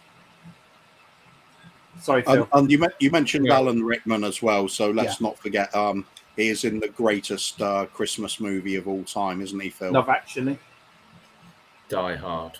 Die Hard. Yeah. You don't get any more Christmassy than Die Hard. Phil Unless it's Die Hard 2, maybe. Yeah. And what was his favourite line in that? Can we say it, lads? Yippee! Come on, you Spurs. Yeah. No, I was just looking at Brendan O'Carroll. In 1999, he did a film called Agnes Brown, and the person who played Agnes Brown in that was Angelica Houston. But he was in it. Tom Jones was in it. Ray Winston was in it, and so's his wife from the show. Just didn't know that. I don't know if that's where the idea started, or he kind of got some inspiration from there. But obviously, we do know that he did it as a radio show for a long time. Yeah, he did. My wife remembers hearing him on the radio as a teenager. He used to be on the comedians over here. He's a very dirty comedian, very rude comedian. Do you know what I mean? All my family just spend the whole life telling me how unfunny it is and how the hell can you laugh at it, and I'm rolling around crying my eyes out. It's just brilliant. And when we're talking about I've just seen Conte I've just seen Conte on the telly going this and doing this and doing plenty of this. It's just got me revved up now. I feel like we could beat Liverpool now 2-0. Come on, lads. Come on, lads. Come on, it's going to be called off, surely. Well, this match isn't called off. Yeah, this one. Liverpool will be trying to get this one called off. Yeah. No, they don't want it called off. Oh, yeah, just what you mean now. Very quickly, Catman Jess said, thanks, Dermot. We'll definitely be watching them. And she also says John McClane on Christmas is a must. Yeah. I particularly loved it when you said, what's that famous line from Die Hard? And then I read this. Oh, my love. Oh, Damn, this phone hates me. Oh, I always love the bit in the, when he's in, when he chucks the computer and the bomb goes off in the lift, and he goes, pal, he says, have I caused much damage? He goes, no, but you're going to need a paint job and a shitload of screen doors. It's just like, yeah, brilliant. I'll tell you what I watched last night was Olympus Has Fallen. That's a good film. Oh, it's a great film. Yeah. The three of them are very good, actually. 3 films altogether. Have you seen the new James Bond film, you two? Yeah. No. Any good, Phil? Yeah. Yeah, I'm going to leave it at that, because I don't want to obviously give anything away or say anything happened. But yeah, it was a standard great James Bond film. Long one. It's nearly 2 3/4 hours, but well worth it. Yeah. Well, all the ladies around England and Ireland will be getting ready to watch The Watcher tonight on Sky. Henry Cavill back as The Watcher again. 2nd season. I think the Bond movies were one of those things. I loved them when I was a kid, and it was Sean Connery and then Roger Moore, and then after that, I just lost interest. They just. Did you watch them for the movies, or did you just watch them for the women? Yes. Yes to both. Yeah, right. We all know you're watching it for the women. Actually, at that age, I was probably watching it because I like that villain Jaws. The huge. Oh yeah, yes. Huge bloke with the metal teeth. He was just awesome. Richard Keel. Wayne Bonner here said, "Die Hard, absolute classic. Remember seeing it at the cinema when I was 14." And the funny thing with the Roger Moore films, with when Jaws was the villain or the henchman of the villain, I always remember Jaws picking Bond up so easily, and it was like tiny little James Bond, and I always thought that meant Roger Moore was a very small actor, but he wasn't. He was well over 6 foot. Yes. It's just Jaws was that big. It was unreal. He was something like 7'6", that Richard Keel guy. If not more, yeah. That Roger Moore must have had an affair with every co-star he starred with. Well, he basically he was married, then had an affair, and then married that one. But all 4 of his wives. I get some of these. Cartman just says my favourite comedian was Tommy Cooper. Yes, yeah, I used to love Tommy Cooper. Ernie and Weiss, I used to love watching as well. Morecambe Weiss, yeah. Morecambe and Weiss. Why did I think Ernie and Weiss? Well, it's still Eric and Ernie, isn't it? It's fine. We knew what you meant. Yeah, and also there was a thing over here called what was it? I forget. This cartoons here in Ireland we used to love watching as a kid. Wacky Races and Catch the Pigeon. We used to watch on the Saturday morning over here. And going back a bit further as well, I used to love Michael Benting, one of the goons. He'd do Michael Benting's Potty Time, where he basically had a big tray of sand with a little castle on there, and he'd have invisible armies where he'd be tapping underneath the tray onto the sand, so you could see the footprints going along as the army's doing. He's doing all the silly voices with it and the little bugling sounds and everything. It was hilarious. What was your favourite cartoons as a kid growing up, Phil? Just quickly. What, of when I was growing up? Yeah. Quite like the Pink Panther. Always loved Tom and Jerry. Yeah. And I did like the cartoon Dungeons and Dragons. And I cannot for the life of me find it anywhere. Used to want to be Hank with his arrow, but I literally cannot find anything anywhere. And if you put anything in Google for Dungeons and Dragons, it obviously brings up the game or anything like that. Nothing like that. Yeah, I love that one. Comedian for you two. Who's your favourite comedian? Jimmy Carr. All right. Hoover? Currently, I'd probably say Anthony Jeselnik, the master of the dark humour. He's not everybody's cup of tea, but I absolutely crease up about it. Frankie Boyle as well, I absolutely love him. I mean, it goes without saying, Frankie Boyle used to love Chubby, Roy Chubby Brown, always overstepped. If there's the mark, let's go 12 foot in front of it. There is no mark for him. No. Just some great stuff. I used to love watching Dave Allen as a kid. Oh, yeah. Used to find him funny. that laid back approach he had, Yeah. slumped on the stool on the stage and just having a cigarette and a little drink with it and just reminiscing. It wasn't even like it was a joke. He was just telling what happened during his upbringing. Yeah. Wayne Bonner says, good answer by Coover. Whatever the answer was for, but that's probably for the James Bond bit. What did you watch it for? And I said, both. Mark Cousins says the women and the Astons. Yes, definitely. And then Spurs 72 says, I clean and have you three going in the background. I have you three going in the background while occasionally watching. Brilliant. Wayne Bonner says, love Wacky Races, Dick Dastardly and Motley. Love Michael Benton when I was a kid. Carton Man Farmer Simulator says, Miss Penelope Peacock. I'll let you, if I get them up, you two read them up. Phil, read that one. Yeah, I love Dave Allen on BBC on a Saturday night. Yeah, very funny. Cooper, that one. Oh, we need a current Asterix the Ghoul movie ASAP. I never really got into that one, but I could see the appeal. Yeah. There was another one for me. There was another one for me as well called Battle of the Planets. I used to be absolutely. Oh yeah, I remember that. Thursday at 6 o'clock. And their ship would transform into the fiery phoenix to defeat, was it Spectre or something like that? Well, I'll tell you one thing. My favourite TV show of the 80s was Miami Vice. Loved it then, love it now. Andrew Bailey. Phil, do you want to read that one now? Yeah, I was watching Bill Hicks last night. He was a crazy guy. I don't remember him, I have to be honest. It's always it was really controversial back in the day. He was always smoking, hair sort of flopping over his face. Even when he was dying of cancer, he was still doing his stand-up routine and smoking away. And whatever the subject was, if it caused offence, he'd just be shrugging and going, "Sorry." It's like people who I remember one bit he's talking about taking drugs, and he's saying people are always saying, "Oh, yeah, it was a terrible time and don't do drugs and everything." He goes, "Well, I took drugs and I had a great time." Sorry, and just carried on smoking. Wayne Bonner has here, love Battle of the Planets. Yeah, Battlestar Galactica was another one from the 80s as well. And that's the end of the match. Tottenham Hotspur have beaten Liverpool by 2 goals to 0. There's the result up there.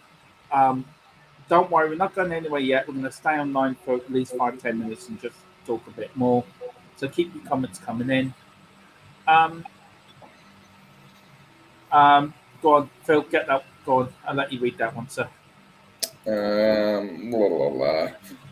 You just said my choices: Frankie Boyle and Chubby. Big up to you, Mark. Kids program, Pimpkins and Finger Bobs. Hang on, Finger Bobs, yeah. Oh, and Jamie and the Magic. Oh, I did like Jamie and the Magic Tours. That was a good one. I always wanted to go down the big tunnel. Wanted to have a little go in that massive tunnel. Was it Jamie and his magic torch? That was it, wasn't it? Something like that, yeah. But I think there was a tune involved, though. Yeah, I know. I sounded like a cat that's just been strangled. I mean, seriously, Finger Bobs. That, with all the corruption that's going on at the BBC, that sounds like there was something more to that than we remember. Right. Okay, we'll move quickly on that subject. Go on, Google, read that one. Galactica, yeah, I love that as well. With the old proper Cylons, not the remake version. Go on, Phil. Read that one there, sir. 2-0, and we move. Boom. Come on, you Spurs. And do a woo. Do woo. If it happens Sunday and we win 2-0, I'll be a very happy Nottingham boy. Do a woo for Spurs 72. Especially for Cartman Jess. Woohoo! I fucked me up. You know if you've touched a nerve because you suddenly go off the octave scale up as Dermot applying for the Sopranos. And here we go. Get this one. Oh yeah, Jethro, big up. Yeah, big up Jethro. Obviously, rest in peace, very funny man. Attempt to get a sort of England Republic of Ireland match on or something, so you let Dermot do the commentary. And here we go now. And here comes Big Bang Charlton now coming out of the tunnel. And what do we see? Philip scratching his nose and sticking his finger up his ass at the same time. Making them both look clean. So Don't really need us on these things anymore. why? Where are you going? You're not leaving me alone. Please don't leave me alone. This is Dermot being consumed by helium. Yeah. Catman Jess is laughing again. Big up. Look, we've all had. It's nice to have a bit of fun. And Phil, I hope you didn't take anything to say to it. It wasn't. It's been a really good show, and obviously with a great game as well in the background. But I would like to introduce you to my two favourite men. Next to me is Michael Collins Jr., the man who saved Ireland, and the fella below, he's Reginald Wilson of the Americans. They can go fucking back to America and all the fucking country. Right, I'll cup of tea for you, Dermot. I'll shove your tea up your fucking hairy hole. That's nice sounding. Huh? That's now sounding very Mrs. Brown's voice. Yeah. I'm gonna go and watch an episode of that tonight. Apparently, Catman Jess is laughing. Cody Mack has probably given up on work and just fell on the floor, holding his stomach, laughing. He's probably going to be done in by his boss, going, "What are you doing? Get on with some work." Yeah.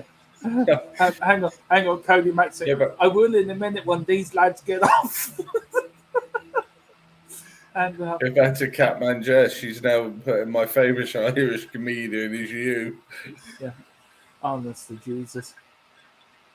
And Wayne Bonnet says, I'll have some more Dermot's on. Do you know what? You can definitely have some more wine. I don't know what it is on one, actually. What is it? There's only orange in that. I don't drink. Yeah, they always say that. There you go. 20% more loopy incoming. Yeah. And Spurs 72 says, a laugh is best meant and love it. Oh, Lord Jesus. I mean, I always say when I was a kid, look, Jesus, Mary, and Joseph and the wee donkey. I mean, can I ask you two guys a serious question here, right? I don't mean to get probably not. I was going to say, if that's the question, then no. But you're going to ask it anyway. So I'm going to ask it anyway, right? And I want the comments in here, right? Now, we all know about our Lord being born in a stable and Mary and Joseph, then the three wise men and everything, right? Can anyone tell me what happened to the wee donkey? Him and Joseph just get written out of the Bible completely. What happened to them? Did they just wander off and did they wander off? They went out on tour, didn't they? Tribute act. Apparently, he made a bit of an ass of himself, so he got wiped out. Well, seriously though, I mean, what happened to the poor old wee donkey? I mean, they walk all the way up to Bethlehem, right? Okay, there's a question for you. How far was the journey? Was it 50, 70, or 90 miles? I don't know. Ask the donkey. Well, I'd say 50 miles was a long way back then. Yeah. Yeah. We did it in a quiz in work yesterday. It was 70 miles. Catman Jess is asking, should I change my name to Catwoman Jess?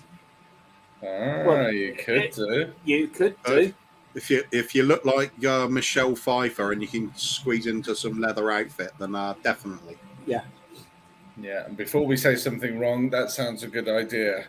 Sorry, I just had a vision of Michelle Pfeiffer and Catwoman. Yeah, right. I can't hear anything you say without hearing this high-pitched sort of chirping Irish voice now. You know, this is the Irish Batman. Hey, Batman! Oh, my good God. Yeah. Yeah. How are you, Batman? Hey, fight! I'm here to fight crime. Oh no, I've totally lost it tonight, haven't I? Did we get that Cody Mack comment? Yeah. Dermot crying more than Arsenal fans today. Yes. Oh Lord. Definitely. I think I need a Tottenham match. I think. R.I.P. Jethro. Yeah, he passed away recently, didn't he? Yeah, definitely. He's from my neck of the woods nowadays. Steve Merchant is happy because he'll get the West Country voiceovers now. Yeah, true. Yeah, but you still haven't. Nobody's answered my question. What happened to the wee donkey? I want to know what happened to the donkey. We told you he went back home. He made an ass of himself. Yeah, what? More importantly, Yeah. you know when they were looking for the inn to stay in, it was like being told, "Oh, there's no room. There's no room." Yeah. When they got put into the stable, the donkey must have just been thinking, "Oh, result." Yeah. I mean, what about that? It's not a bad story at all. That donkey's well over the moon. Yeah. Joseph was a carpenter, so he could have quickly knocked something up. You would have thought. Catman Jess says, "Your guys are hilarious. Don't end the stream." I mean, talking and knocked up. Mary still had to explain that immaculate conception. Well, I've got my views on that. Would you like? Do you want me to tell you what actually happened? No, but we're going to hear them anyway. No, nobody wants to hear it. Are we going to hear it? Yes. Do we want to hear it? No.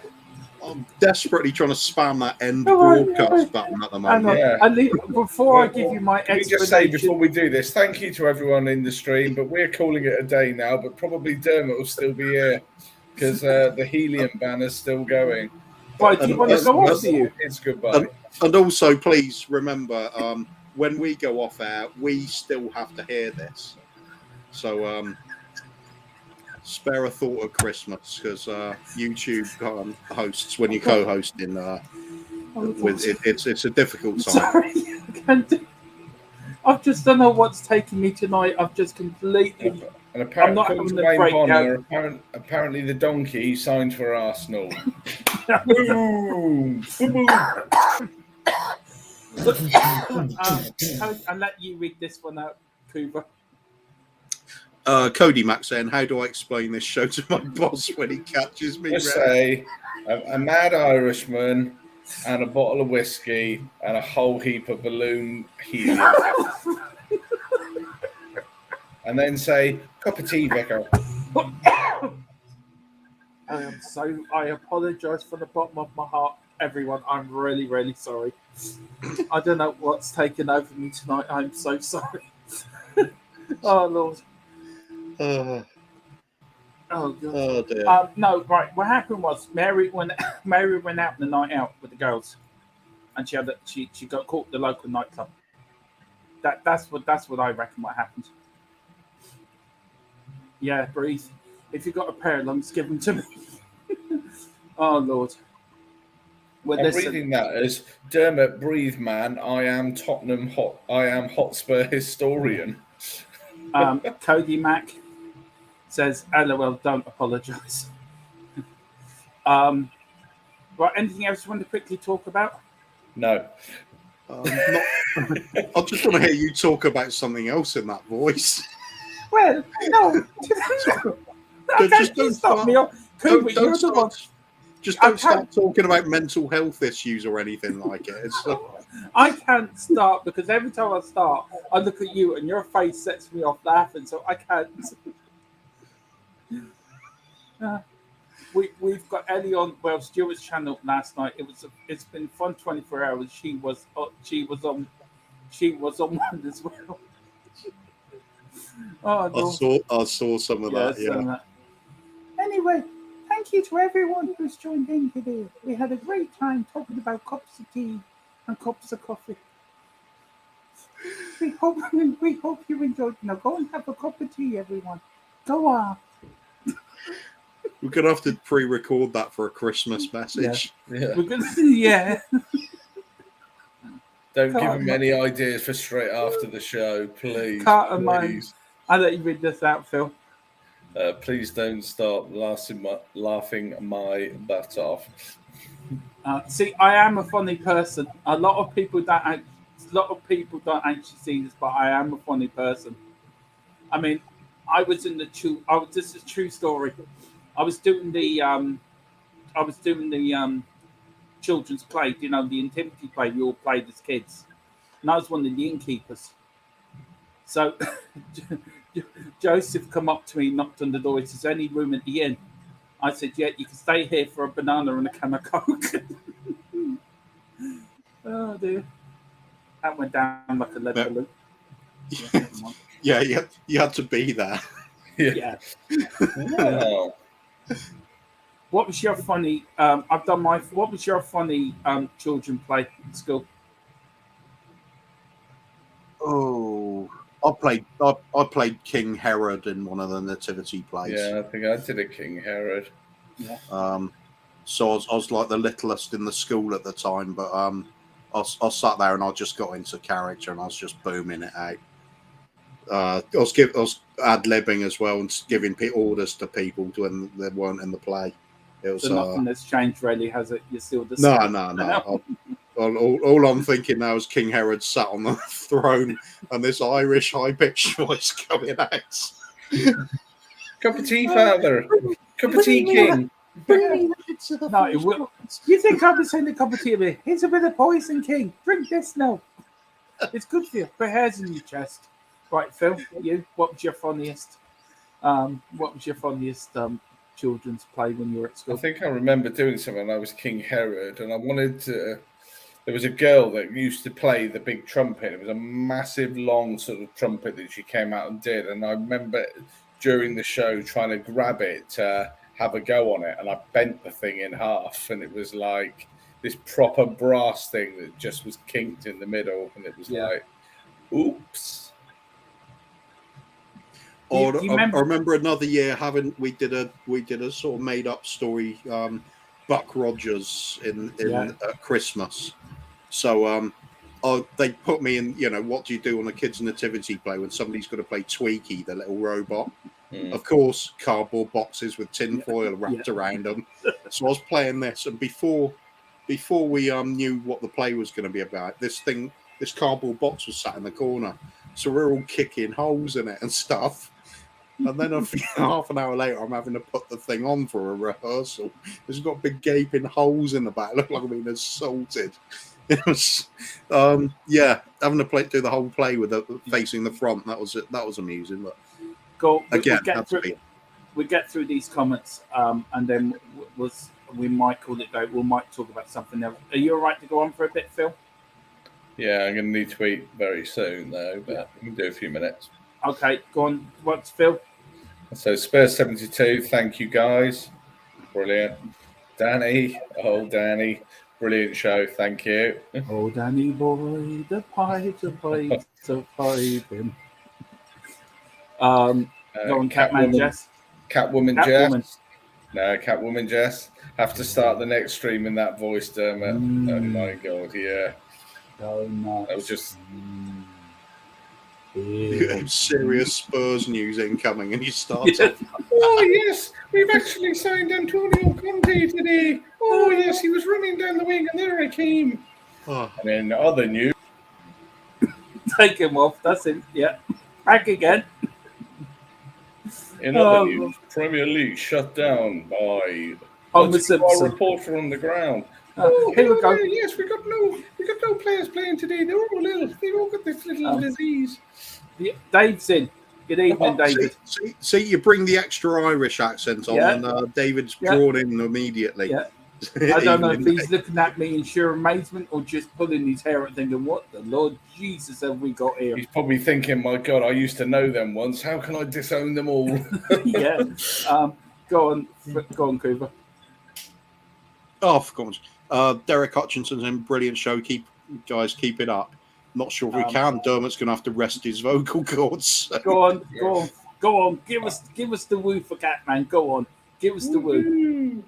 Oh, it's like a little owl, isn't it? stick him in the corner of the room. Go on, Danny. Go on, Cooper. Read this out for Danny. Oh, Danny boy, I haven't heard that for years. Well, you haven't heard Phil's little owl for years, maybe. Right, we've got Dave in. Big up, Dave, legend. Right, Dave's right. Cody Max saying Tottenham Tantrum stand up and open mic night at Tottenham Tantrum Gold. We'll have to do that. Yeah. Tottenham Tantrum Comedy Gold. That's helped make my mind up. We need to do that, like worst ever matches. Show some of those, and then we'll just talk crap all the way through it. Okay. Dave's asking us to sing some Christmas songs. Okay. What can we sing from? All gone very quiet. Jingle bells, Batman smells, Tottenham's on its way. We will beat Liverpool this week and Levy's on his way. Oh, carry on, lads. I don't sing that. That's dropped the Dave, mic stuff. if you just decided to turn off the channel, I do fully understand. So thank you very much for watching. David's missed out on the prime Durham at half hour. No, I think.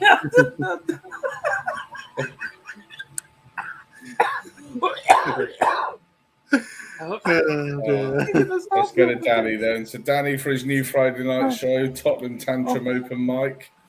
Yeah, that sounds a good one. Although Dermot's just dropped his, he has just dropped the mic. Oh Lord God!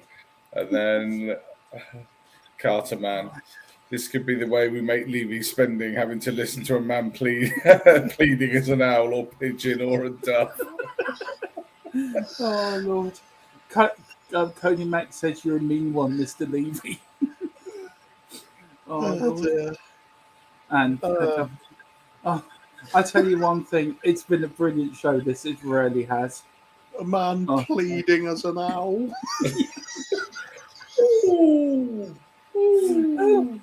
We know who to send to Levy then, don't we? On the private your mission if you choose to accept it. Phil, Good enough the go. passion of the fans. Yeah. Go. I imagine the whole stand doing that. Yeah, maybe we can make it the new chat. The next game I go to, we'll introduce the owl, so we can all be there, right, with the head turn, going. Ooh. Your guys are making Dermot choke. Can you hear the Tottenham woo? Oh no! I tell you one thing. I think this has been the funniest stream we've ever done. Oh, by a country mile. That's brilliant. Oh Lord! Woo tie. Woo tie. Owl when the Spurs go marching in. There's only one David Owls. Sorry, I've got to come off for a minute. I'm sorry. He's out with torn knee ligaments.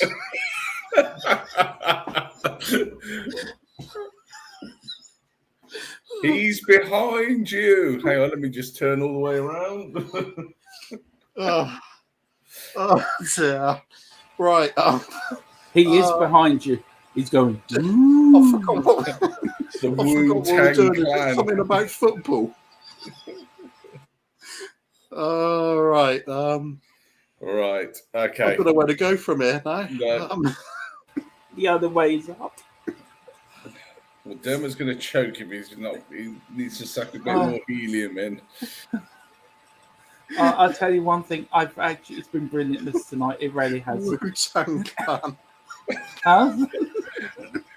The Wu-Tang. What's your thought on the Khan Brook fight? Who's going to win that? Who's going to win out of that? Out of who? Khan and Brook. Don't know. Yes, I have actually coded Mac. This is my third life. I'm now as a ghost. We need to get that player back, don't we? And I think David's disappeared, and I think he's looked at the show. This is a very unprofessional show. This is perfect. This right. Is Okay. As for the rest of the show, COVID and stuff, whatever. It's all about the owl now. Right, guys, we will have to support Sheffield Wednesday from now on. Friday night open perch on Tottenham Town. I might put the link in for about 5 minutes to see who actually does come on, just for the crack. Get your Wu-Tang for the lads. Yeah. Right, the link's in. Whoever wants to come on can come on very quickly for 5 minutes. Oh, Lord. Give us your best owl. Yeah, that's it. Yeah, Anyone? Comments please for your best owl joke.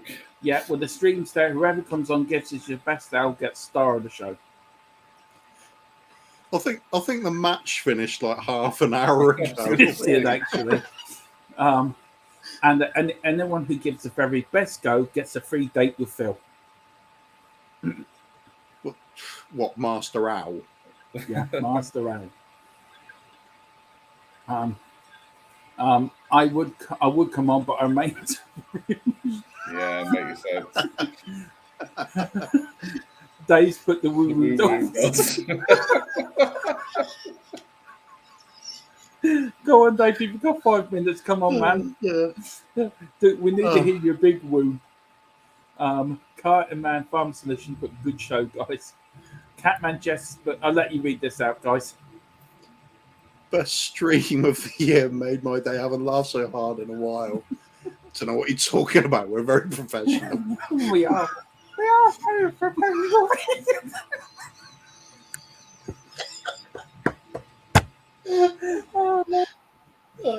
Do you know what though? If we did become the Owls, we wouldn't be able to play in the rain because then it would be too wet to woo.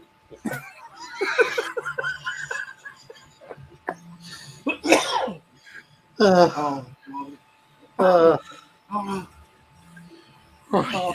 bet you Santa doesn't. I bet you Santa doesn't have this problem. Oh, Mr. God. Right. Okay, come on. Yeah. I wish Mr. Santa would come and visit us at Christmas, not Mr. Santa. All right, Dermot, a serious question. What's the most common type of owl in the UK? Terry, No, that one. A tea towel. Read David's one out. Terry Wogan. Yeah. And then we've got Cody Mack. Woods Heart Lane. Oh, Lord Jesus. Oh, Lord Jesus. Mary and Joseph and the wee donkey. Honest to God. What do you call Danny. an owl? Hang on. What do you call an owl with a low voice? A growl. Oh, Lord. Hoover. We've got, Woo, Danny Warrior. and then we've got,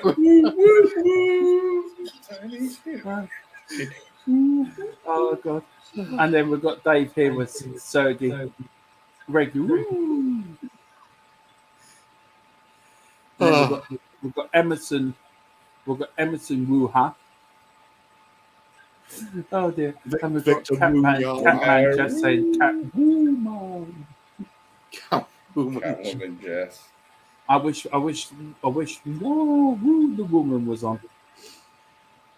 Oh Lord. We could do with signing Chris Wood. Oh Lord. In January then. Well, I will seriously say that we're all not sober. We haven't touched a drop of alcohol.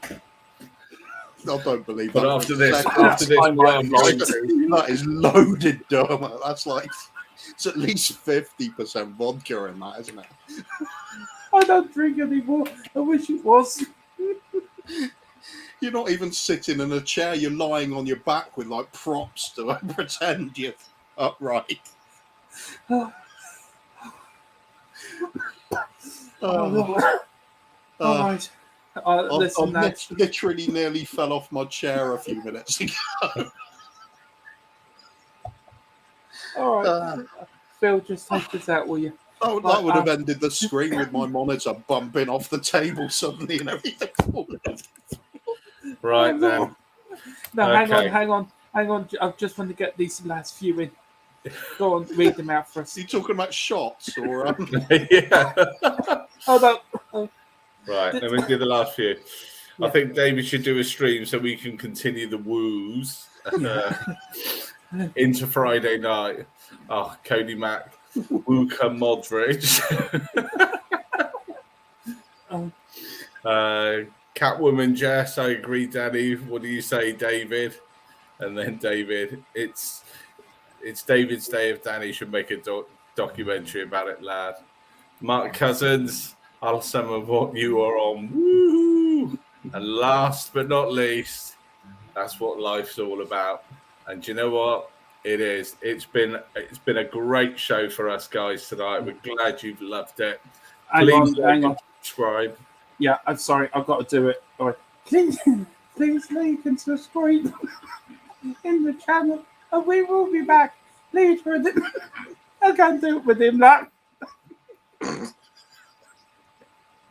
Just take us out. Go marching in! Oh, when the Spurs go marching in!